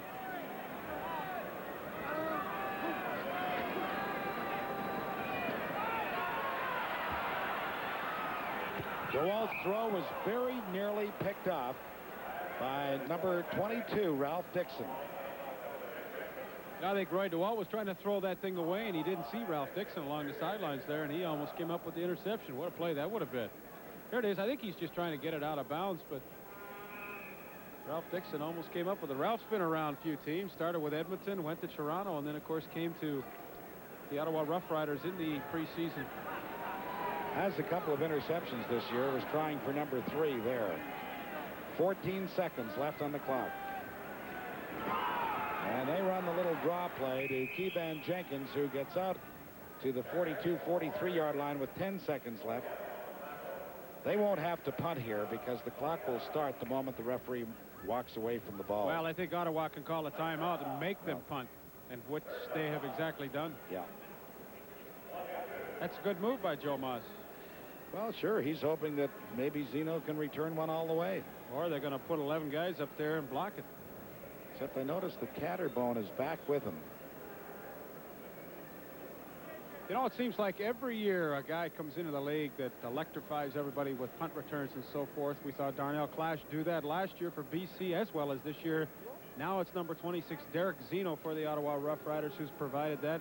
Rufus Crawford had the big year in Hamilton last year with setting a new CFL total yardage record.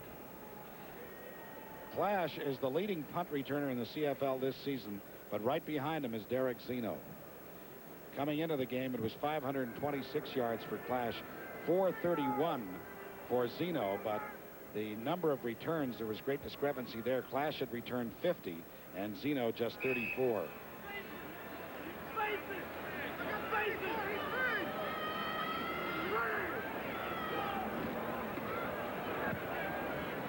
Basaglia's best boot of the ball game sends Zeno back to his 10-yard line. And he runs with reckless abandon over the 25 to the 26-yard line on what should be the final play of that first half. Joe Moss is out on the field now. He wants to talk to referee Bud Ulrich, but Bud is having no part of that. He just runs off the field the opposite direction. I don't blame him. Neither do I. So the BC Lions will take an 18-3 lead into the locker room. That's the score here at halftime as we go to Bill Stevenson. The man who's made the excitement as far as the offense is concerned is Jim Sandusky. Jim, you've got touchdowns number 4 and 5 tonight. That just puts you 2 behind, as a matter of fact, Merv Fernandez. Yeah, it's a great privilege, and thank the Lord for everything he's given me. And, you know, tonight they've gave us the outside, and we're taking advantage of it. Is that how those 2 touchdowns came about, strictly outside plays? Well, the first one definitely did, and the second one was just designed to be just a quick hitting play, you know, to get close to the goal line and have our big team run it in. But I was fortunate enough to get in there and score. Jim, do you feel a little heat on you, not just you, but the entire offense, because of the fact that you haven't been generating as much offense as the fans expected you to in the last 2 games especially? You know, we've been in a slump, definite slump these last 2 games, and we gathered ourselves this last week and practiced and really worked hard and got back to basics and just worked hard and just made it a goal to go out here and make every drive successful. Do you have team meetings? Does the offense get together and discuss it? In other words, what's wrong? Oh, definitely. You know, we see our mistakes, and a lot of it's been a lack of hustle, just real desire to really go out there and hit and play football. Jim, after a disappointing year last year when you had the injury and everything, this is your year. You're coming along well, and you must be quite pleased with it. It feels really good. After last year, I came out, you know, really disappointed and worked hard really in the off season, and came into camp, and everything I worked hard for has been paying off. You must have somebody you'd like to say hello to. Yeah, my wife's grandmother's having surgery, and I'd like to wish her the best of luck, and hi to Mom and Dad and everybody back home in Othello. All right, Jim Sandusky, thank you very much. So with the score at the present time, 18 for the BC Lions and 3 for the Ottawa Rough Riders, this is CTV's Friday Night Football.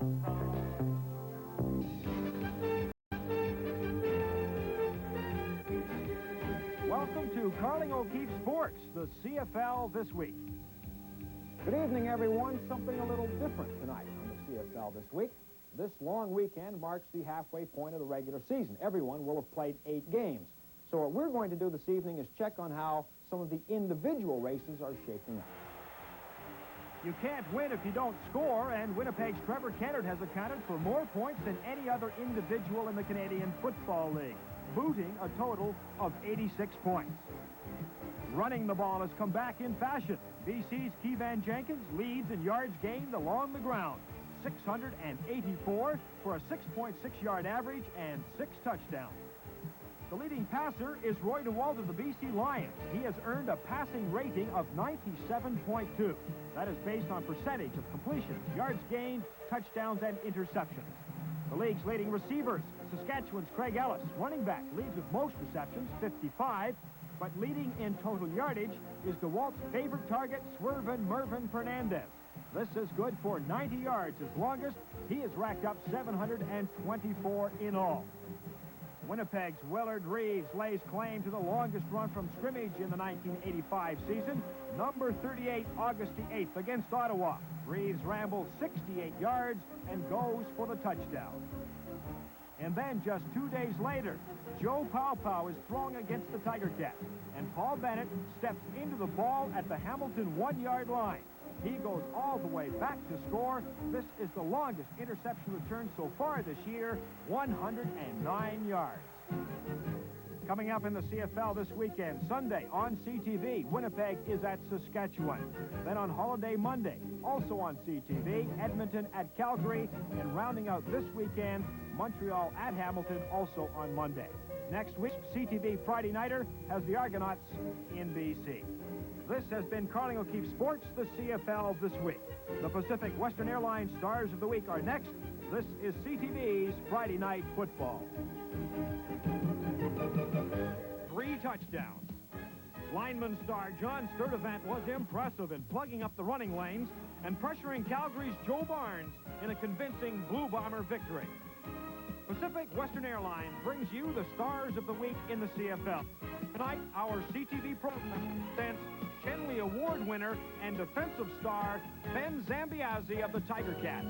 Number 31 played inspired football with a fumble recovery and an interception, slashing to the BC offense like a... is dedicated towards ongoing training and fitness. Hi, I'm John Bonk of the Winnipeg Blue Bombers.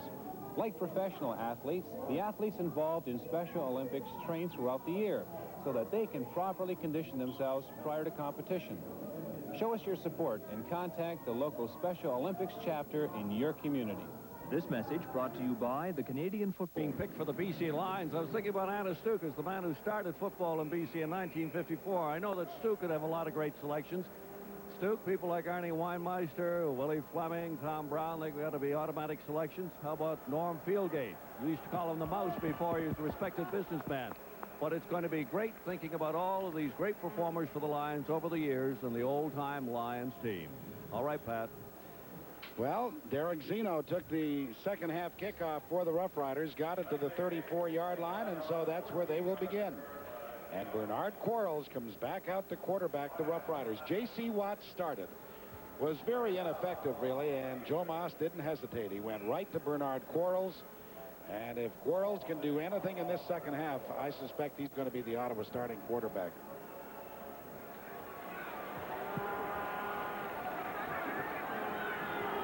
This is Lester Brown. Lester had trouble getting a hold of the football, but when he did, he was able to run it out to the 40 for a pickup of about 6 yards.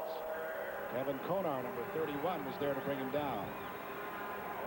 Well, trying to get Lester Brown some running room here. Juggled it a little bit, but he does pick up some pretty good yardage. But, you know, Pat, you made an interesting point in our highlight segment. You said Ottawa's defense really has kept them in the game, and our statistician, Bobby Layton, points out that of their 219 yards in total offense, BC got 140 in the first quarter, and then Ottawa shut them down only 79, so they have done a good job.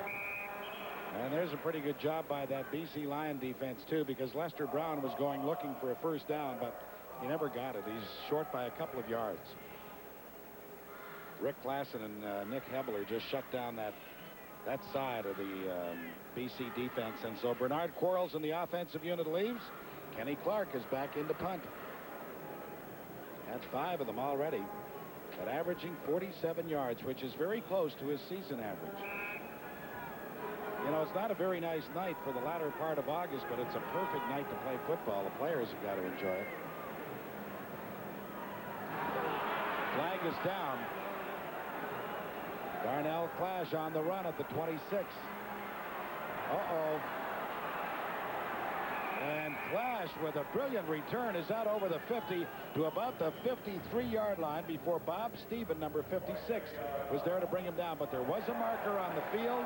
It was against the BC Lions. Ottawa will have a first down. Yeah, I think number 18, Keith Gooch, jumped the gun, and Ottawa's going to get a first down out of this. We'll wait for Bud Ulrich to tell us, but they are going to pick up a first down. Outside, BC number 18, first down. Well, as Leaf pointed out, it is Keith Gooch, number 18, offside. Ottawa keeps the football. Hey, that's a nice break to start the third quarter. Couldn't pick it up without the penalty, but let's see if Ottawa and Bernard Quarles can take advantage of that. I'll tell you what's nice from an Ottawa point of view. Instead of BC having the ball at the 51, they have it at their own 46. And Lester Brown picks up a couple of yards before Darnell Clash is there to bring him down. Boy, he made some kind of play there. Fought off the block of Mike Catterbone, the wide receiver, and then just stuffed Lester right in his tracks, and he was only able to pick up about 3 yards.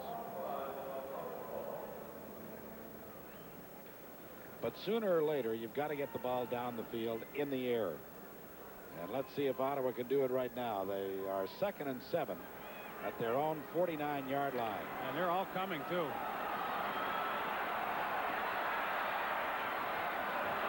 Well, Bernard dodged about 5 bullets, but he couldn't dodge Rick Klassen, who was there to drop. That's the 7th sack of the evening for the BC Lions defense. You know, it's interesting. A lot of quarterbacks, when they see and feel that blitz coming, they're thinking, great, I got 1-and-1 downfield. I'm going to have to pick out the right guy and get it to him. I think with the BC defense coming at you, all the quarterback's thinking about is how fast can I try and get away from this, and he doesn't even have time to think about throwing downfield. The Ottawa offensive unit has given up 31 sacks this season, and 7 more tonight for a total of 38. 31 coming into the game and then 7 more tonight. Oh, what a punt by Ken Clark. Sandusky is all the way back to his 4-yard line. And Sandusky with a very good return up over the 20 to the 24 before he runs into Jim Reed. And when we come back, the Lions will have the football. They lead the Rough Riders 18-3. Eliminate the awarding of a single point except on converts. If you think they should eliminate it, dial 1-900-720-3720. If you don't think that they should eliminate it, vote no. 1-900-720-4720. There is a 50-cent service charge. I like our question last week. Should there be a 10th team? 96% said yes. No indecisiveness there at all. BC starts from their 24-yard line. Kevan Jenkins gets to the 25, not much further. He was covered by Al Washington after Greg Marshall, 66, had made the tackle. Pat, Glenn Leonhardt, offensive guard, is not in the lineup now. He was hit just before the end of the first half and knocked a little dizzy, and so they're going to rest him for a bit before they put him back in action. Take a look and see who's in there, Leif. I believe it's number 69, Flowers. DeWalt under pressure fires complete to John Pankratz at the 35, and that'll be a BC Lion first down. DeWalt just drilled it in there. And Pankratz, the graduate from Simon Fraser, makes his first catch of the evening, his 24th of the season. Well, Roy DeWalt gets the excellent protection there, and in for Glenn Leonhardt is number 69, Jamie Buis. But they did a good job giving him lots of time to throw, and Roy DeWalt did a good job.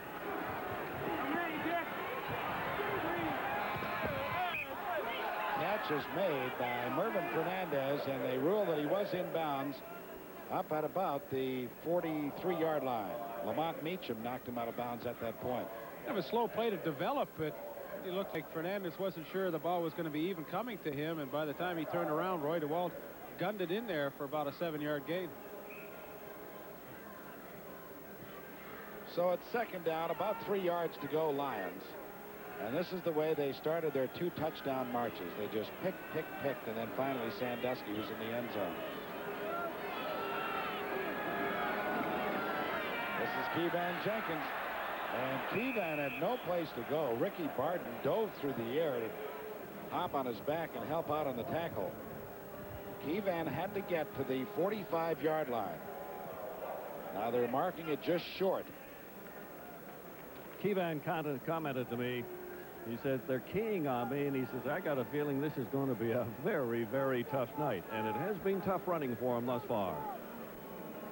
Well, the Lions are protecting a 15-point lead. And on third and about a half a yard to go, they've got Louis Pasaglia back in punt formation. So obviously they don't think they've got this game won yet. They're not going to take any chances. Good punt by Louis. Zeno from his 23-yard line. And so when we come back, the Ottawa Rough Riders are going to have possession at their 30. They trail it 18-3, and we will be back in just a moment. The Concords will be in Hamilton's Ivor Wynne Stadium on Monday evening at 7 o'clock to play the Hamilton Tiger Cats. Very important game for the Concords, who at the moment lead the Ottawa Rough Riders by just 2 points. And Montreal really seems to be coming on week after week as Turner Gill continues to improve. Joe Moss is hoping that his offense can improve in this second half. They only have 3 points, but they're in the ball game, trailing by 15 as they start from their 30-yard line. Quarles, the screen to Mike Catterbone, read very nicely by Darnell Clash. There was no place for Catterbone to go. Clash was on him immediately. Yeah, he's had himself a heck of a football game. As soon as he sees Catterbone stop, he's up on him so fast, no chance for that play to develop. You're hoping that a blocker could come out and pick off the cornerback initially, but no way. Darnell Clash is too far, and he's too smart. Well, the loss is very close to 5 yards, so make it 2nd and 15. Ottawa back at their 25. Oh, it's amazing the way BC has replaced people. They lost Kerry Parker, who was an all-star, and they come up with Darnell Clash, who was definitely going to be an all-star. Boyles puts it downfield for Derek Zeno, but he overthrew him.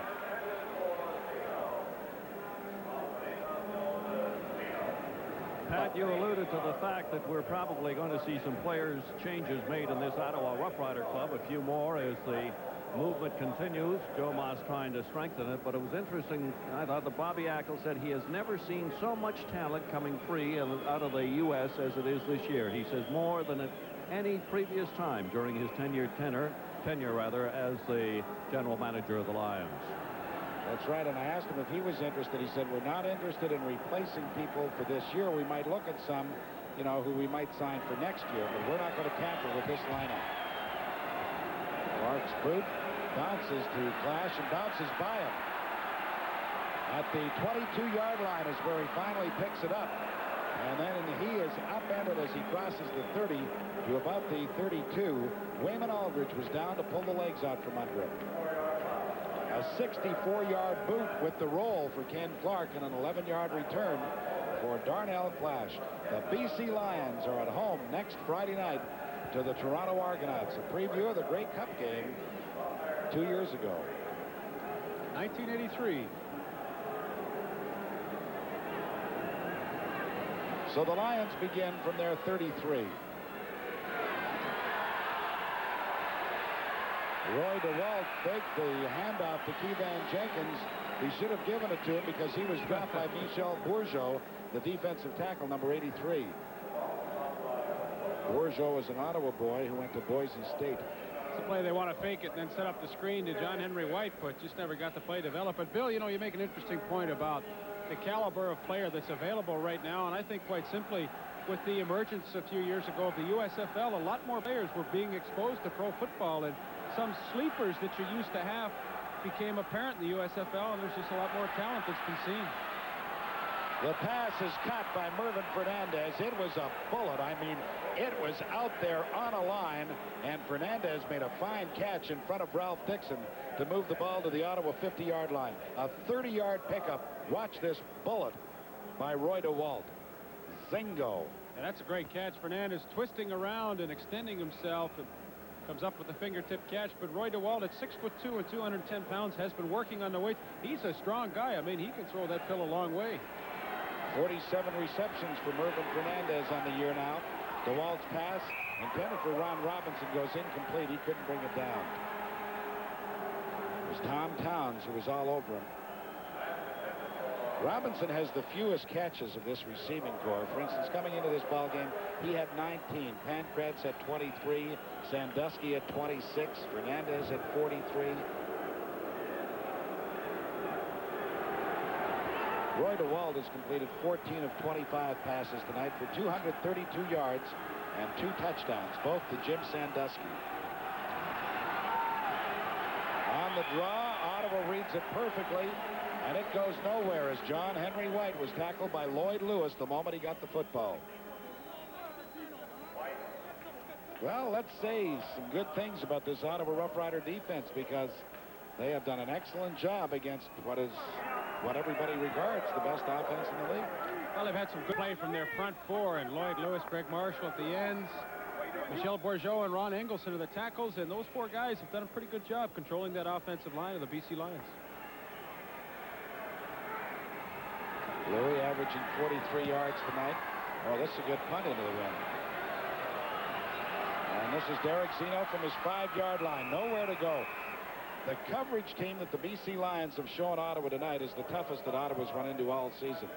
BC leads at 18-3. We'll be back in just a moment. He hasn't had a heck of a lot of time to throw. That front four of the BC Lions is really dominated. The wind has died down a little bit. You see Nick Benjamin, number 68, the #1 pick in the 1985 Canadian Collegiate Draft, and he's been everything Joe Moss expected. He's a hustler, and he works hard. He's going to be a great offensive lineman. From Concordia University in Montreal. The pass is complete to Mark Barousse, and Barousse picks up very close to the first down. Leaf, you talk about Benjamin, and I'd like to say there's Joe Moss looking very, very eagerly and intently at his offense. But talking about Benjamin, he's an example of some of the products that come out of junior football in this country. And junior football, I don't think it's the credit it deserves. He played for Oshawa and he played for Scarborough before he went into Concordia University. And he credits his real start with the junior football program and the coaching he got there. Well, and we just saw him do a nice job blocking on Michael Gray. It's second down, about a yard to go, and Quarles is going to go upstairs, or was he? No, he pulls it back down and picks up the first down. As he crosses the 20 to about the 22-yard line. Well, that's a good job by Bernard Quarles. When you're backed up deep in your own territory, all you're thinking about is let's try and pick up at least a couple of first downs, and then if we have to give up the football, we've gained back some field position. And so he's got the initial one. Now let's see if he can keep it going. Quarles swings it out for Lester Brown. He makes the catch, but only gets to the 25 for a pickup of about 3. It's not the way that pass is intended to be thrown. You want to lead the receiver a little bit and let him carry it upfield. You sure don't want him to fall now when he make a shoestring catch on a 3-yard pass. And as a matter of fact, they push it back to the 24, so it's only a pickup of 2. It's 2nd and 8.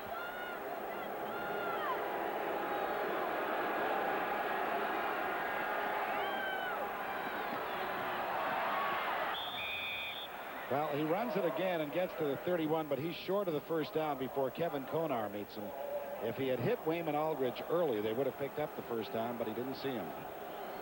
Of course, that's the inexperience at the quarterbacking position. Yeah, I don't think he was too eager to throw that football when he rolled out. He was just looking for an opening and try and pick up those 8 yards. So being a couple of yards short of the first down, Ottawa's going to punt. 9 minutes and 25 seconds. Do you think Joe Moss is a little disgusted with things? I don't think he's too happy. Of course, Joe doesn't look too happy most times. That's true. He is so intense. He really is. But he's doing a very good job here in Ottawa. Well, he's brought some discipline to this club, and I think that's what they've needed. Darnell Clash from his 36-yard line. Goes nowhere. Dropped down at the 35 by Steve Harrison, number 34. Harrison, the backup linebacker from the University of British Columbia. Yeah, he was on that national champion team that we saw a few years ago. 44-yard boot by Kenny Clark with absolutely no return. The cover teams of both units here today have done a good job. We haven't had the big returns that we anticipated. This is Keevan Jenkins. And I'll tell you, Ottawa is playing defense as well as we've seen them play all season long. Rick Sovieta was there to bring him down. Despite that, Pat, I have no doubt that there are BC fans saying, how come they aren't putting Tim Cowan in there? Well, the reason, quite frankly, is this from the head coach, Don Matthews. He says, I have a #1 quarterback. He is my #1 quarterback throughout, and I will not change him unless he is injured. He said, barring that, he will be there all the way. Either that or a big lead, in which case then I put Tim in.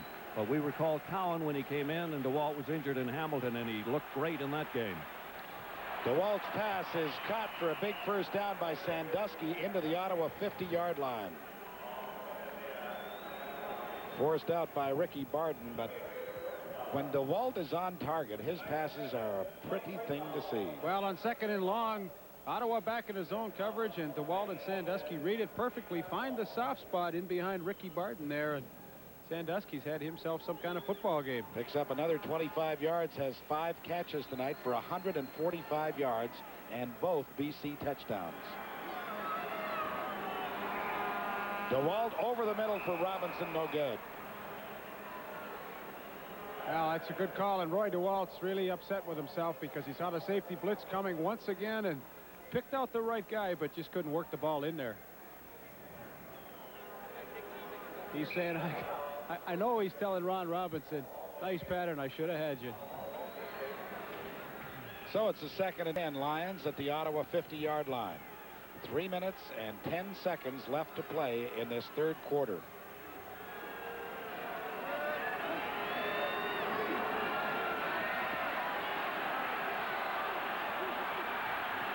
DeWalt is flushed out of the pocket and finally has to step out of bounds at about the 52-yard line. And now a penalty marker comes down.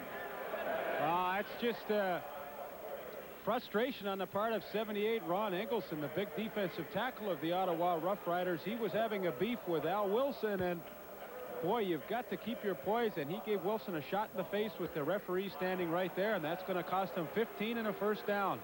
You know, this is the thing that drives coaches crazy, though. I mean, they had the Lions stopped. They would have had to, you know, either try the field goal or punt the football, and now the Lions get the first down. With the way the wind's blowing, I really doubt whether they would have attempted a field goal. So now you can't give the #1 team in the league new life.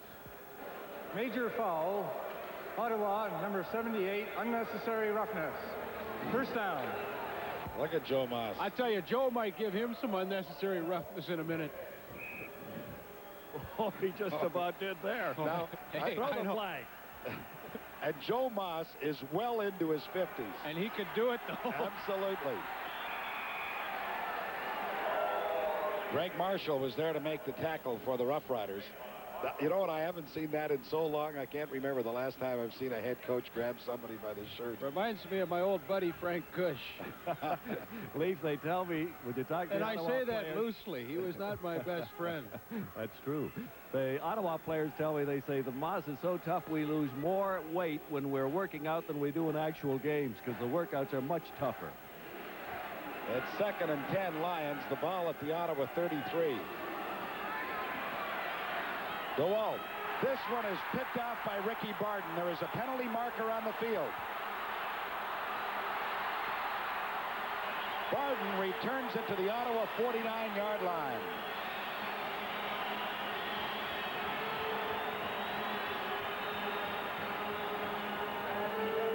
Holding, BC refused by Ottawa. The Rough Riders have the football at their 49-yard line. Ricky Barton comes up with his first interception of the season.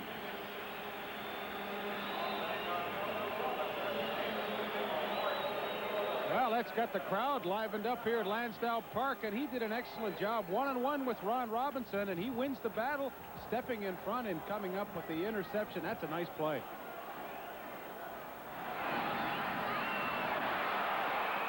Kevin Konar was in Bernard Correll's face the moment that he looked up. And he's there to sack the Ottawa quarterback at the Ottawa 41-yard line. How many sacks, Bobby Layden? That's 8 sacks. Watch how clean Kevin Konar comes on the right side of your screen. Nobody picks him up. They double-team Ty Cruz and really make a mistake in the blocking. The left guard, Fawcett, should have stepped off and picked up Kevin Konar. He didn't make the play.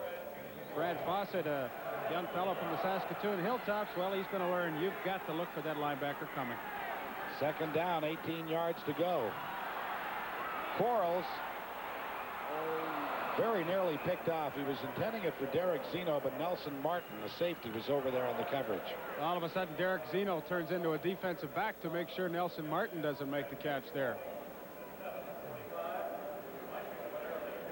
He just makes sure Nelson can't hang on to it, but it was the sack that really set up that defensive play by Nelson Martin, because that is so tough when you've got 2nd and long against the BC Lions to work that long pass in there. Derek Zeno is the injured Ottawa Rough Rider, and of course he and Mike Catterbone are interesting acquisitions for Ottawa this year, both acquired by Ottawa from free agent camps that were conducted south of the border, one in Ohio, the other one in Pennsylvania. And I think a lot of credit goes to their player personnel director, who is Tom Dimitrov. And he was the one that worked those camps and found the talent there. Jim Sandusky with the punt return, but he only picks up a couple of yards to the 25-yard line because Wayman Aldridge again was first downfield to make the stop. Should the CFL eliminate the awarding of a single point except on converts? If you feel they should eliminate it, you dial 1-900-720-3720. If you like it the way it is right now, you vote no. 1-900-720-4720. Lions have not done much in this second half offensively as they start now from their 25-yard line. The catch is made originally by Ron Robinson. He coughs up the football, and Ricky Barton is there once again to come up with it for Ottawa.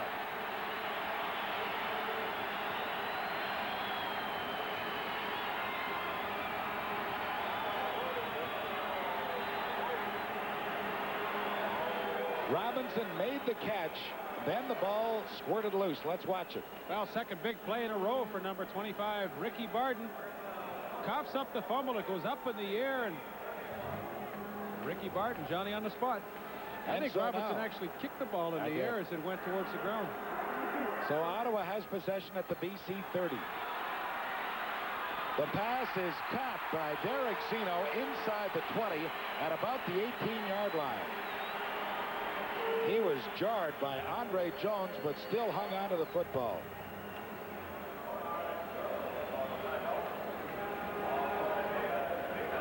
Well, that's just sheer courage by Derek Zeno. He's coming across the middle. He knows he's going to get drilled. Ty Cruz, I'm sure, is there. Yes, he is. And that's a nice catch. You know you're going to get crunched, but you might as well hang on to it anyway. Leaf, I asked Derek before the game, I said, how come a guy of your size who played baseball would go for football? Well, he says, I just like football, more action. He got the first down for Ottawa. Now Catterbone makes the catch, but they rule he was out of bounds. Good call. He was out of bounds. No question about it. It was a great attempt by Mike Catterbone, who actually made the catch, but he was outside the field of play as the third quarter comes to an end with the BC Lions out in front of the Ottawa Rough Riders 18-3. We'll return with the fourth quarter in a moment. Catterbone comes up with the football. Well, actually, he really didn't come up with the football, but good call. Bernard Quarles with a fine pass down to the BC 5-yard line for a first down to Mark Bruce. The rookie from McNeese State comes up with a fine catch on a ball that was well delivered. And James Parker almost comes up with the hit, but Quarles stays in and hangs in, and Mark Bruce makes a nice catch in front of Nelson Martin. There's the Chevrolet three-quarter statistics. That's really interesting, Pat. You see 296 the total for BC. Well, they had 219 at halftime, so you know the Ottawa defense has done a job. Quarles floats it up for Zeno. He makes the catch, but he makes it at the 1-yard line. Just floated up there by Bernard Quarles, so they'll bring the short yardage big people into the ball game now. He did a good job to stay in bounds there. This is a much closer football game than I could have anticipated. I thought this was going to be a blowout to the tune of about 48-9. It is second down and touchdown to go for Ottawa at the BC 1-yard line. They give it to Lester Brown. Touchdown, Ottawa. There is a marker on the field. There is a penalty marker down.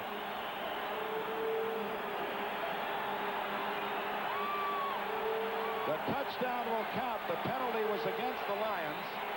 And Ottawa is right back in this one as we begin play here in the fourth and final quarter. And they can thank Ricky Barton for that fumble recovery that he made, and of course another great interception in the third quarter to set up this fourth quarter touchdown by Lester Brown. There's Ricky Barton on the sidelines beside him. He's responsible really for that. Dean Dorsey will try to make it an 18-10 ball game, and he does.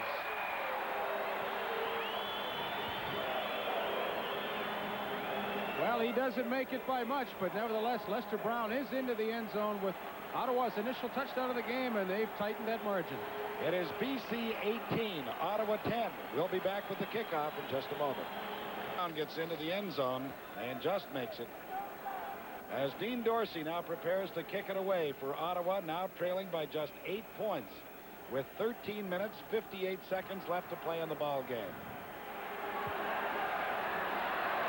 Darnell Clash at his 5-yard line. And Clash is upended as he gets to the 24 by Chris Sigler. Number 38 was down very quickly. Ottawa's all pumped up. And I would think it's now incumbent upon Roy DeWalt to get that offense moving again. Chris Sigler, the defensive leader at Indiana University last year, and you're not going to see a smile from Joe Moss's face, but he is a little relieved. You know, they said, how are you going to beat them? He said, we'll beat them if we're allowed to play 15 men against their 12. But let's face it, they were pretty prepared coming into this one.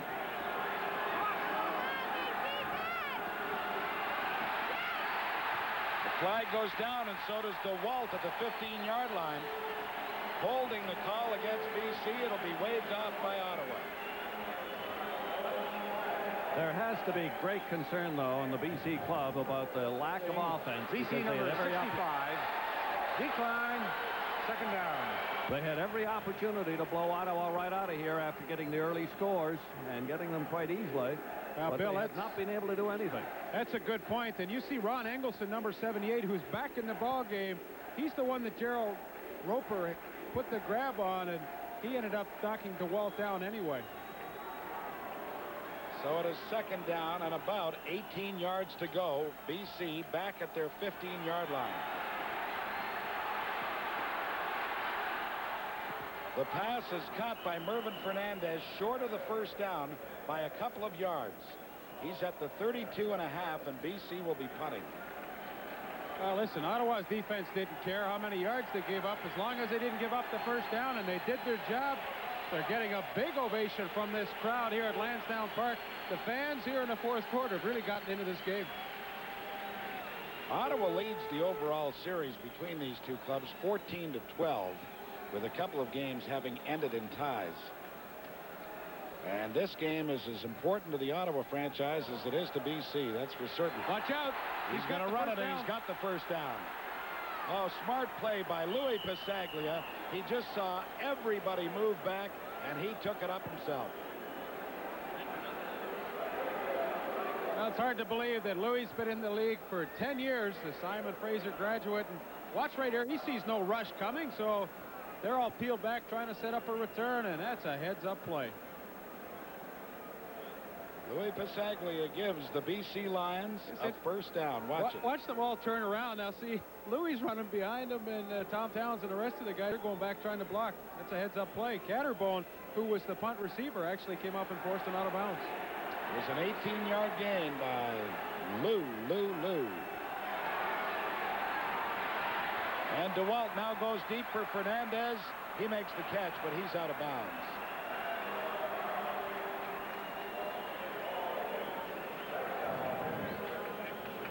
Now, Bill Stevenson's point is so valid because it looked like this was going to be a blowout.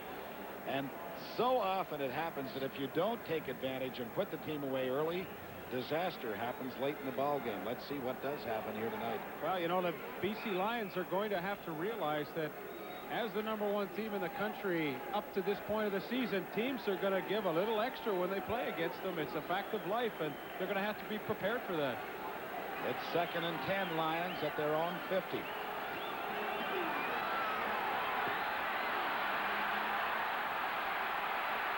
DeWalt finally finds somebody wide open. It was Keevan Jenkins, but he overthrew him. Why, he's tapping himself on the helmet because he knows had he been able to hit Keevan, he might have gone the distance.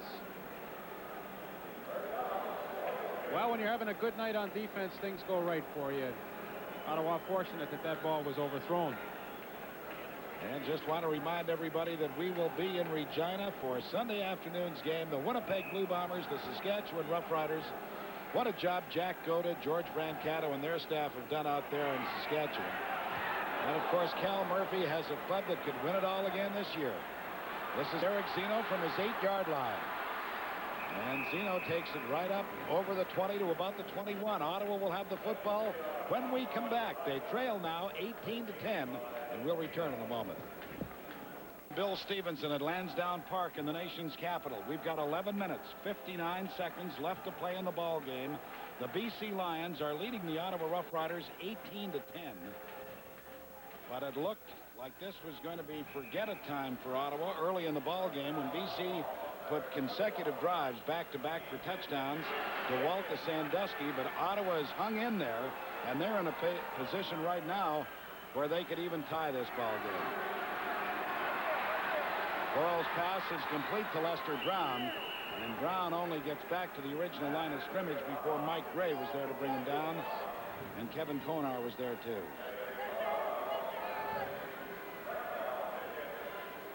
But you want to talk defense. BC has a defense that won't give you too much either. Well, Lester did the right thing, put enough of a hit on Parker to slow him down, but he wasn't counting on Mike Gray getting out there as quickly as he did. So credit Lester with a pickup of a yard, make it 2nd and 9, Ottawa. Well, he had absolutely no place to go. Nick Hebler was there first, and then he turned him right into Mike Gray.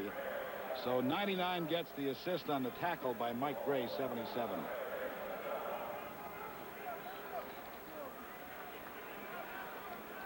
Well, there's a pretty good trio of ball players right there leaving the field. Nick Hebler, Glenn Jackson, and number 91, Ty Cruz.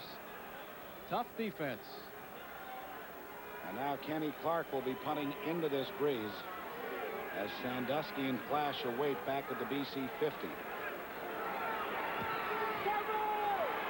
Good hang time on this. Sandusky takes it right at the 50. And Raymond Aldridge was first downfield. Mike Hudson was there to help out. And the BC Lions will start on their own side of midfield. Well, you know, special teams is not a heck of a lot of finesse. It's just hard work and desire, and both these clubs tonight have done a great job. Watch number 8, Wayman Aldridge. He's got to run all day playing wide receiver, and yet he's the first one downfield, and that's twice tonight that he's made the initial play.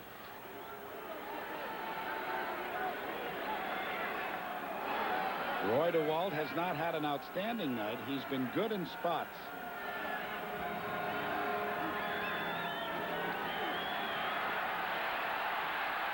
He throws the screen and it is picked off. And that is likely Michel Bourgeau, number 83, as the Ottawa defense just got right in his face.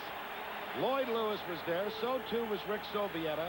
And in speaking with Joe Moss yesterday, he said, we've got to get on the quarterback in a hurry, but we don't want to blitz him to do it. However, here comes Sovieta.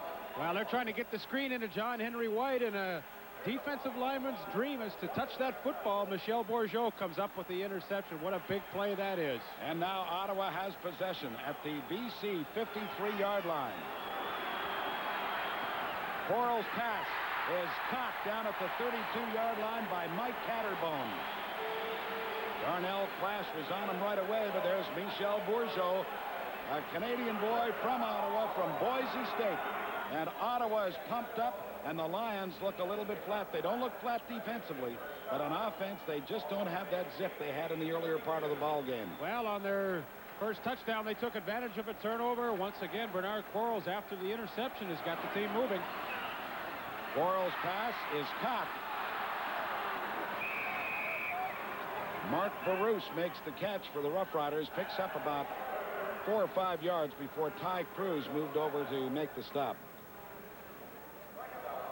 That's one thing. If that offensive line of the Riders can give Bernard Quarles time to throw, he'll step up and throw those strikes downfield. It's just when he gets that constant pressure that all he thinks of is running with the football. Pickup was actually 3 yards. Joe Moss, well, he looks, you know, a little more content than he did. He'll look a lot happier if they ever put it in the end zone. Here they come again. And Quarles threw it. Barouche ran a post, and Quarles threw it to the corner. Well, that play just never had time to develop. Sorry, Bill. The pressure once again just so heavy and intense. Quarles had no time to set up and deliver a good throw.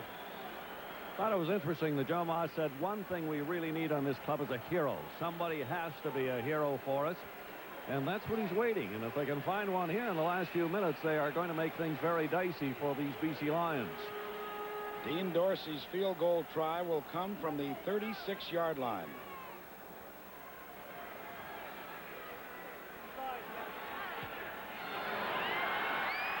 And it is good.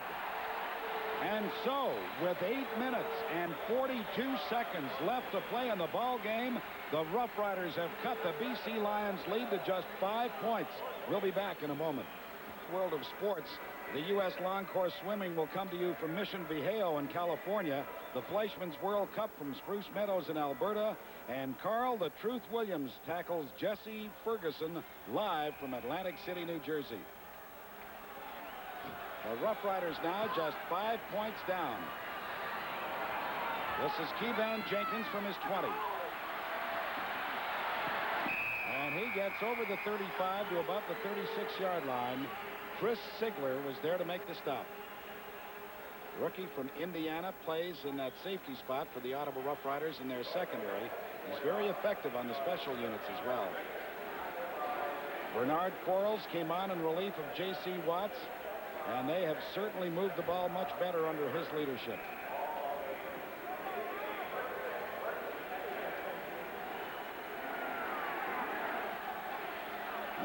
Lions have got to move it, starting from their 36-yard line. Pass goes to Kevan Jenkins, and Jenkins is stopped as he gets to the 40. The penetration was made by Lamont Meacham, and he was able to limit Kevan to a pickup of about 3. Well, he was in the perfect position because he, on the short side of the field, was staying up in run support coverage, and he would have had the short zone, so he was able to come up quickly and put the early hit on him. Give you an idea of Jenkins' efforts tonight. He's carried the ball 10 times for just 49 yards. That's less than 5 yards a carry. He came into the ball game averaging close to 7. Again, this is Jenkins. And he fights his way to about the 46. He'll be very, very close to the first down. Michel Bourgeot, number 83, made the stop for Ottawa. He's going to come up a little short, I believe, about a foot or so, and at this point in time, Don Matthews is going to gamble. Nick Hebler comes in for a little extra beef on that offensive line.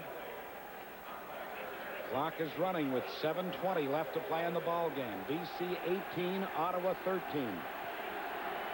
Third down, less than a yard. DeWalt normally keeps under this situation, and he does, and gets the first down.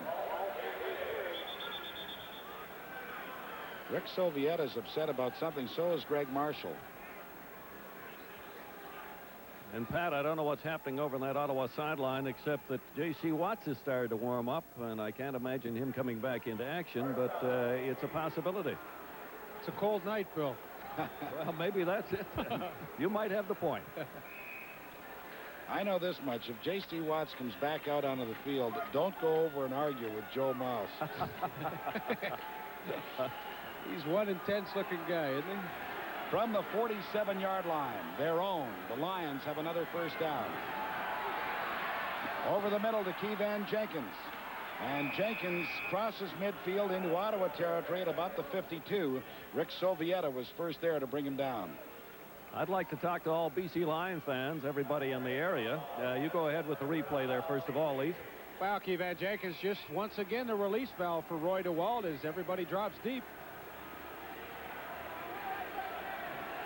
And he picked up the 10 yards, so it's another BC first down at the Ottawa 52.5.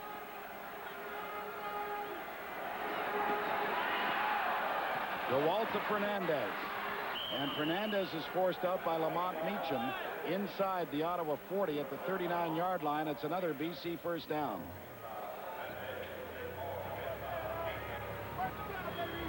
For you BC Lion fans, make a note right now around the calendar for October the 10th. That will be the BC Lions Gentlemen's Dinner when the all-time all-star team of the BC Lions will be introduced, and Merlin Olsen and Joe Piscopo, Saturday Night Live, will be guest speakers. What a great night it'll be, October 10th, BC Lions Gentlemen's Dinner. Make sure you get your tickets. Kevan Jenkins, nowhere to go. Tom Towns and Michel Bourgeot were both there. You know, that's just experience by Tommy Towns. He probably just had a feeling from the formation or something that he saw, and he just took off and made the play on Kevan Jenkins. But, you know, that's just experience that makes that play. The loss was 4 yards, so it's 2nd and 14. Ball is back at the 44-yard line.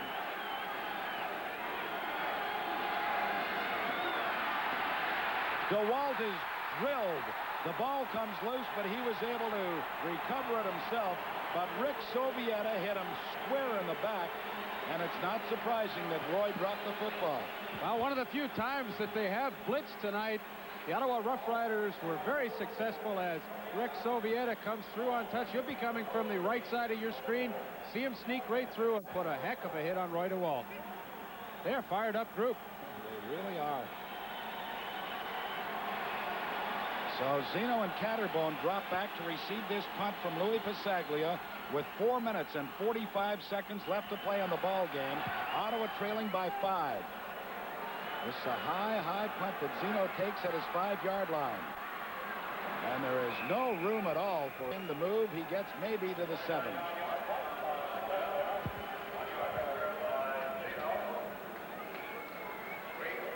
I had an interesting chat with Bobby Ackles yesterday, and he was quite disappointed in their performance against the Hamilton Tiger Cats, even though they won the football game. And, you know, I said, Bobby, I said, what you have to remember is, you know, maybe you feel like you didn't play that well, but the good teams that don't play well and still win have a chance to go all the way.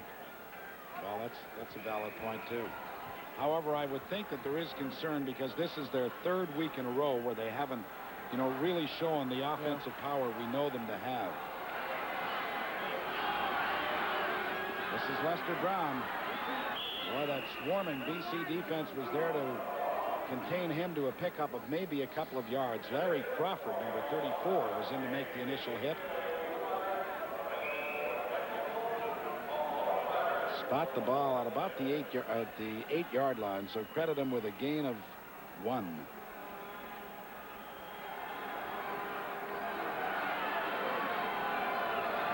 Under 4 minutes left to play in the ball game. Wayman Aldridge makes the catch up over the 30 at the 32-yard line. Keith Gooch was there to bring him down.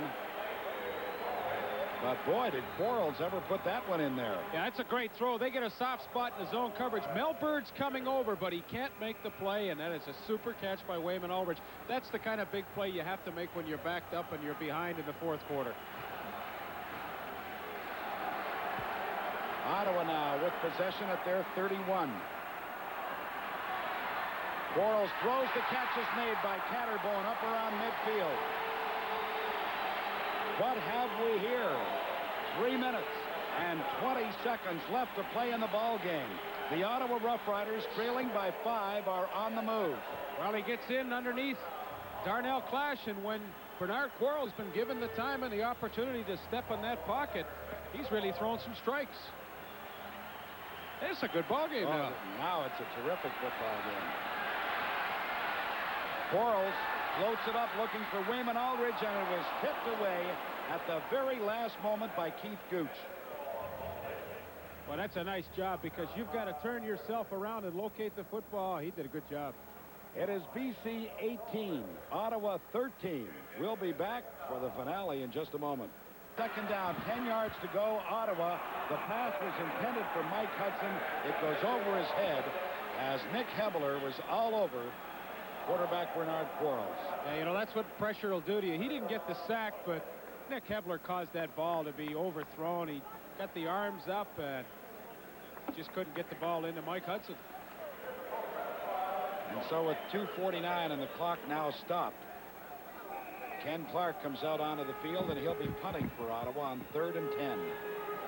Maybe the night he's had.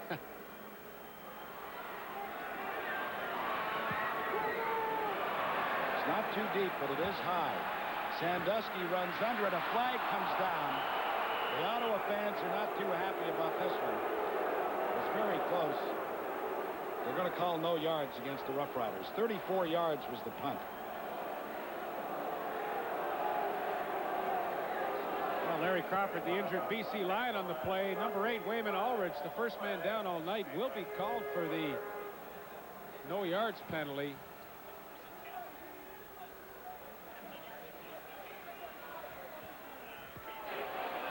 No yards. Ottawa, number 73. First down. Well, they called Mike Hudson on the no yards, and let's take a look at it. Yeah. Well, I don't know. That's a tough one there. So BC has possession at their own 37-yard line. Quickly, they flare it out to Sandusky. He makes the catch, but is downed immediately by Ricky Barden, who just touched him down. And there's actually no gain on the play. It's a quick screen, and unless it's a perfect throw, that whole play does not get off to a good start, and you can't execute it properly. So the clock is moving with 2:32 left to play in the ball game. BC 18, Ottawa 13. Second down, 10 yards to go, Lions. This is the draw to Keevan Jenkins, and what a big play that is, because it gives BC a first down out over their 50-yard line before Chris Ziegler was there to make the tackle. A pickup of 14 yards. Boy, that's some kind of call by Roy DeWalt as well. And defensively, that's just a killer because you're expecting 2nd and 10. You're expecting them to throw, and they just widened everybody out and made a great play.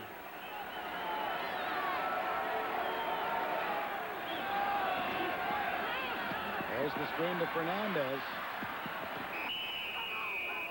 And BC is very upset at that. They felt that Lloyd Lewis came in a little bit late. You hate to see a guy who's lying on the ground and then, you know, have somebody come in as Lewis did and really stick him. I kind of thought that was a little late myself. Yeah. Fernandez picked up about 7 yards on the play. Fernandez has caught 7 passes tonight, gives him a total of 50 on the season.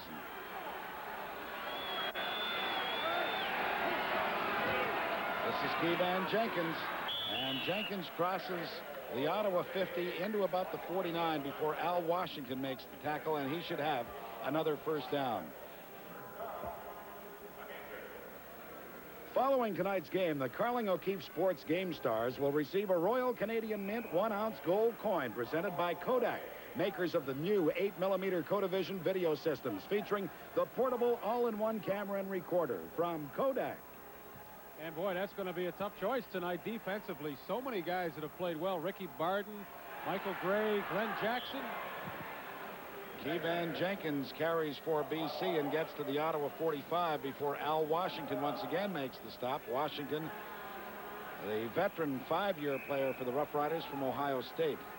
Offensively, if the BC Lions do hold on to this lead, how can you overlook a guy like Jim Sandusky? He scored both their touchdowns and really very deserving, I think, this evening. It's 2nd down, about 7 yards to go. Lions with 1:05 left to play in the ball game. Keevan Jenkins again the ball carrier, but this time he does not get the first down, and the reason for that was Al Washington was there very quickly. He didn't make the tackle, but he was there to impede Keevan before he could get into high gear, and that enabled the other folks to come up and make the stop. Yeah, that's a big play because with only 59 seconds remaining, they've got to get their hands back on the football, and they have to force the BC Lions to punt.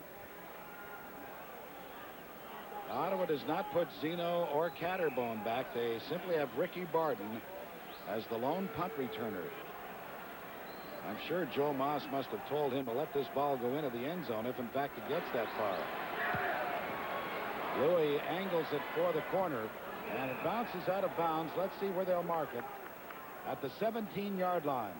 So with just 44 seconds left to play in the game, and Ottawa trailing by 5 points, they start deep in their own territory at the 17. That's a good job by Lou Pasaglia to get that ball out of bounds. No way. He knew he didn't want to give up a single point either. Well, there you see it, 44 seconds remaining, and a long bit of real estate to cover for Bernard Quarles and the Ottawa Rough Rider offense. 93 yards, as a matter of fact.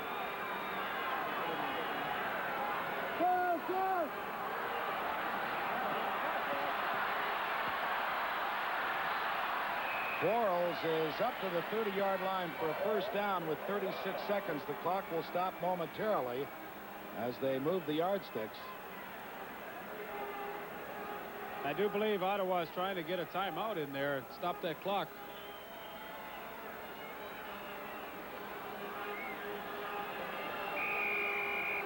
There it is, the timeout called by the Rough Riders. Well, let's look at what they can do here. They got an awful lot of yards to make up with just 36 seconds to do it. You just throw outs all the way down the field. Sooner or later, you're going to have to go deep, aren't you? Well, I think you've got to go in that 15 to 20-yard range, and of course, you've got to get the ball out of bounds at the same time if you can. It's a tough job. You're going against the #1 defense in the league, and Joe Moss is discussing things with Bernard Quarles. J.C. Watt's off to the side there.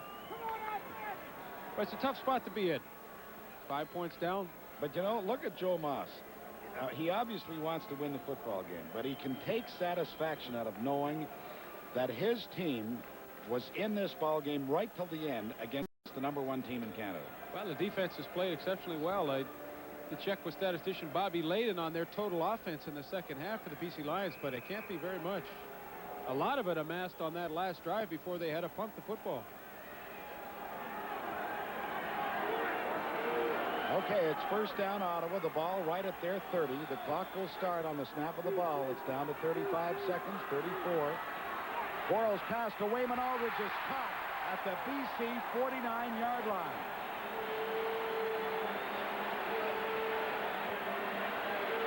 .30 seconds left to play. BC 18, Ottawa 13. Well, they've got the crowd here on their feet at Lansdowne Park. They cut them in the defense, down the seam in the middle, and that's a great throw and catch. Oh, that's going to make it interesting now. Quarles floats it up, but this one is picked off. It was intended for Mike Catterbone, but Darnell Clash makes the game-saving interception down at the 5-yard line. Boy, and Bernard Quarles really took a hit. I thought Michael Gray jumped offside on that play, but there was no flag, and Darnell Clash has salted this one away. But an interesting football game. Interesting because of the fine performance by the Ottawa Rough Riders, and interesting because BC did what they had to do to win. Well, Darnell Clash has had himself a great ball game, and it seems only fitting that he's the guy who could make the play there.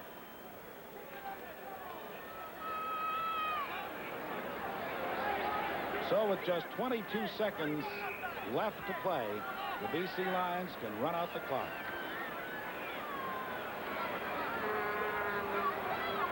I don't imagine you're going to see anything very fancy here. Roy will take the snap, go down on one knee, do it one more time, and that'll do the ball game. He's touched down by Lloyd Lewis. Well, Bobby Layton informs me that the Ottawa Rough Riders have indeed held the BC Lions to 184 yards in this half, and they've done a pretty good job. Still, BC had over 400 yards in offense tonight, though. That's not bad either. Yeah, and the other thing is this. They win their 7th game in 8 tries. Well, you know, they've put the pressure right squarely on the shoulders of the Winnipeg Blue Bombers now. They are 4 points up in the standings, and Winnipeg is going to have their hands full in Saskatchewan on Sunday. That'll be a great football game, and we're certainly looking forward to it as the BC Lions chalk up victory number 7 in 8 tries here at Lansdowne Park tonight as they defeat the Ottawa Rough Riders 18-13. But it's got to be a moral victory for Ottawa, if nothing else, because after giving out 2 back-to-back touchdowns to Jim Sandusky early in the ball game, they don't let them in the end zone again. Should the CFL eliminate the awarding of a single point except on converts? I'm surprised at that. I am too, Pat. But we don't know how large the poll was. We do know that it was 58% said yes, eliminate the single point. And I think that that would be too bad because it would take away the real flavor of the Canadian game. Let's go downstairs to Bill Stevenson. Matthews, you had a game today in which you could have blown them out early, and yet you allowed them to come back in, and you must be a little bit disappointed at the way your offense has been operating. Yeah, we're a little disappointed that we didn't get more points, but we self-destructed when I think we were trying to get some things going. We had a holding penalty or some things happened to us that really are concerning to all of us, and it's not a matter of effort because they really had a great week of practice, and I think that they're trying very hard out there. We're just going to have to go back and make sure that we pay attention to little things and get better on offense. What do you think you were doing wrong tonight from an offensive standpoint? Well, I think it was a combination of things. I think we started out and we moved the ball very well and got some points early. Then they made a pretty good adjustment to take away our short passing game. And then their rush was getting to us before we could let our deeper routes take effect. So, you know, we just have to move the ball more consistently than that. We surely didn't tonight. Do you put the blame on Roy DeWalt? No, not at all. Roy DeWalt, I'm sure when you look at that game, you'll find that he did lots of good things. Have you had a lot of cries to maybe change from DeWalt to Cowan at times? And what is your feeling if that is the case? Oh, yeah, I think there's a lot of people that are interested in that. Funny thing happened tonight, though. Tim Cowan hyperextended his knee in warm-ups. And before the game started, we said, hey, we won't use you unless it's an emergency. And he usually warms up all the time behind the bench, but he didn't tonight because he hyperextended it a little, and we didn't want to put him in there worried about his knee. Now, when you've gone 3 games here, you lost to Calgary, you were not happy with your performance against Hamilton, and you were not contented with your performance, although a victory against this club tonight, the Ottawa Rough Riders. Where do you start from a coaching staff standpoint? to get it turned around again? We start with the fact that we're 7-1, and we're in first place, and we think that we have a good football team, and we're going to give some credit to the Ottawa Rough Riders because they played very well on defense. So those are the places we'll start and then move from there. Let's look at the positive side, and that is the defense, and your defense that played just, I thought, magnificently as well. Our defense has won many games for us in the last 3 years, and tonight was no exception, just like last week wasn't. And I think if you have a strong defense, you always have a chance to win, and I really believe that, and our guys played like that and proved it the last 2 weeks. Are you getting extra pressure on you? I mean, not just you, but you, your coaching staff, and the team, because they are so highly rated? No, we don't have any pressure. You know, there are other thoughts about how our football team should be run, but we know who's running it, and so we don't really mind too much. What about not getting the ball out to Fernandez? Well, I think they were rolling the coverage a little bit towards them, and so we took what they were giving us, and what we did is Jimmy really runs a good post-corner pattern, and the type of zone that they were playing dictated that's where we go with the ball. He surely was getting open. And they are keying on Keevan Jenkins because he has not been as effective as he was either in the start of the season. No, but I think that he had his good game. I don't know what he got for yards, but they played pretty well up front. You know, that when you look at it, you say, hey, Ottawa's a pretty good football team, a good defensive football team. They proved that the last couple of weeks and again tonight. Better than a lot of people give them credit for. I think that's exactly right. Tom Matthews, 7-1 at the top of the league. Congratulations. A victory for the BC Lions. The final score is BC winning 18-13 over Ottawa on CTV's Friday Night Football. Will continue in a moment. And now the Carling O'Keefe Sports offensive and defensive game stars as selected by our broadcast crew. From BC, wide receiver Jim Sandusky is the offensive star, and from the Lions, defensive tackle Mike Gray is the defensive star. Each of tonight's outstanding players will receive a Royal Canadian Mint 1-ounce gold coin presented by Kodak, makers of the new 8mm Kodavision video systems featuring the portable all-in-one camera and recorder. From Kodak, this is the CFL on CTV. Well, this happy young man beside me is Jim Sandusky, the offensive star of the game. Jim, you had 6 catches, 145 yards, 2 touchdowns. That's got to be about your best game of the year. Yeah, it sure felt like it. It was, you know, it was great to come off to a flying start like that. What was it that you were doing? What made things roll for you tonight? We pretty much knew what they were going to do defensively, and we just executed our plays very well, and they ran a 2-deep zone on us very much, so we exploited the outsides. Well, there's that. I think that's the first touchdown you scored. You took on the sidelines when they tried to make an interception. Yeah, that was a post corner move, and I got the receiver to bite inside a little bit, and Roy, you know, threw a perfect ball, and there's your second one. Yeah, that was just like I explained at halftime, quick out, you know, trying to get close to the goal line so our big team could run it in. Nice little move, too. Thank you. Jim, how is it that a fellow your size can be so successful in pro football? We have been taught all over the years that you got to be big and rugged, and here you are, about 160 or 65 pounds soaking wet and 5'8", and yet you're a terror out on the field. I got bad hearing. I don't hear that stuff. But no, I just give all my faith in the Lord and just do the best I can do. Well, Jim, there are a lot of receivers in this league, though, that are not big, and so there must be a secret to it. I mean, is it the way you run the pass patterns? What is it? Oh, you have to be, you know, you really got to be up on the game and know what you're doing and make no mistakes and, you know, run good patterns, catch the ball is the main thing. Now, when you say know what you're doing, are you studying the defenders? Do you study the defenders you're going to be working against? Oh, definitely. We'll go in, not tomorrow, but the next day, and we'll be looking at Toronto, and we'll watch them all week and see their tendencies and attack them the way we've been trying. And you hope have as much success. I sure hope so. Jim, congratulations. Thank you. For the offensive star of the game. And so the offensive star of the game is Jim Sandusky, and the final score 18-13, and we'll be back with Friday Night Football on CTV in a moment. There is no doubt that the entire BC Lion defense just played superbly out here tonight. They were the reason that the Lions were able to hold on and come through with victory. So it was awful tough to pick out the man who was the best, and that shows you how good Jim Gray had to be tonight. You just had a whale of a ball game, 3 sacks, at least 3 sacks out there, and you were pressuring all the way. Do you feel it was your best performance? Yes, it was one of my best games this year. Now, you tried out a couple of times with Seattle. You tried to break in with the BC Lions last year and missed. You finally broke through. So this has been the big year for you, the big chance to make it in pro ball. Oh, yes. This is my first year, and it's been my best year so far. Okay. Well, Mike, let me ask you this. When you take a look at the game tonight, what was the defense's plan, the front four? Was it to constantly be on the quarterback? Oh, yes. Our 4 guys, we like to put a lot of pressure on the quarterback. And this year, so far, we've been putting equal pressure. All 4 guys are getting back there. So it's not just a case of one man doing it, then. You can't do it without the other 3. That's very true. Very, very so much true. When you got 4 good guys, like, we all rely on each other. What do you do when you prepare for a game? How do you go about preparing for the offense, such as Ottawa here tonight?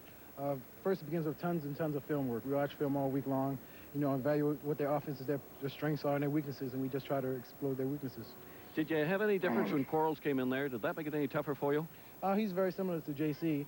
They're both great runners, you know, but no difference, you know. We treated them the same way. Just go after them all the way. Yes. Okay, Michael Gray, congratulations. Thank you.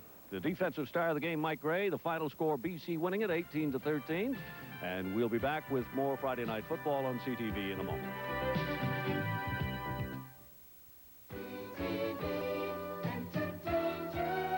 Dr. Huxtable is happily married. You know, Rudy never attacks when you're home.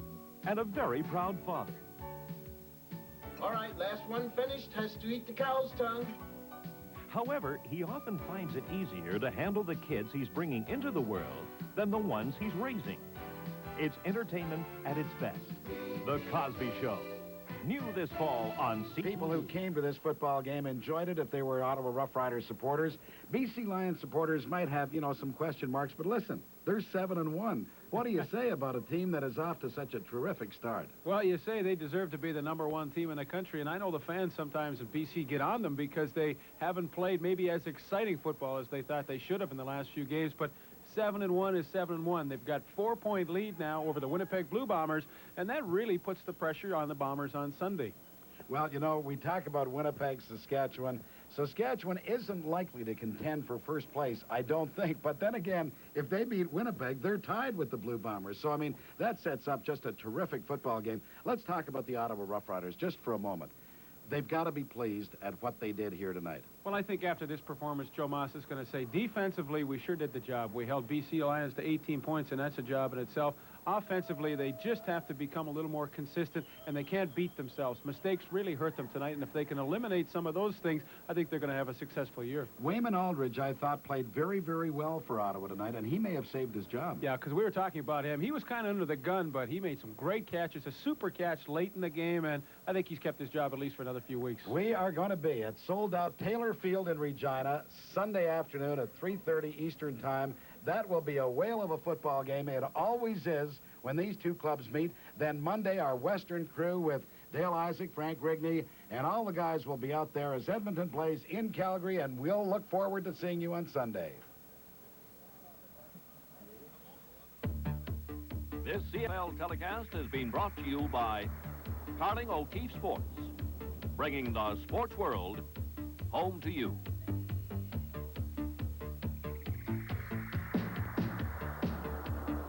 This telecast is copyright and is strictly for the private use of our audience.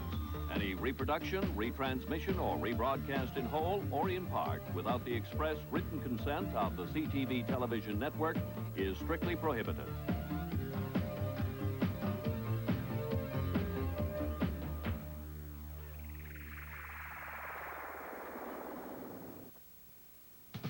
This is the CTV Television Network.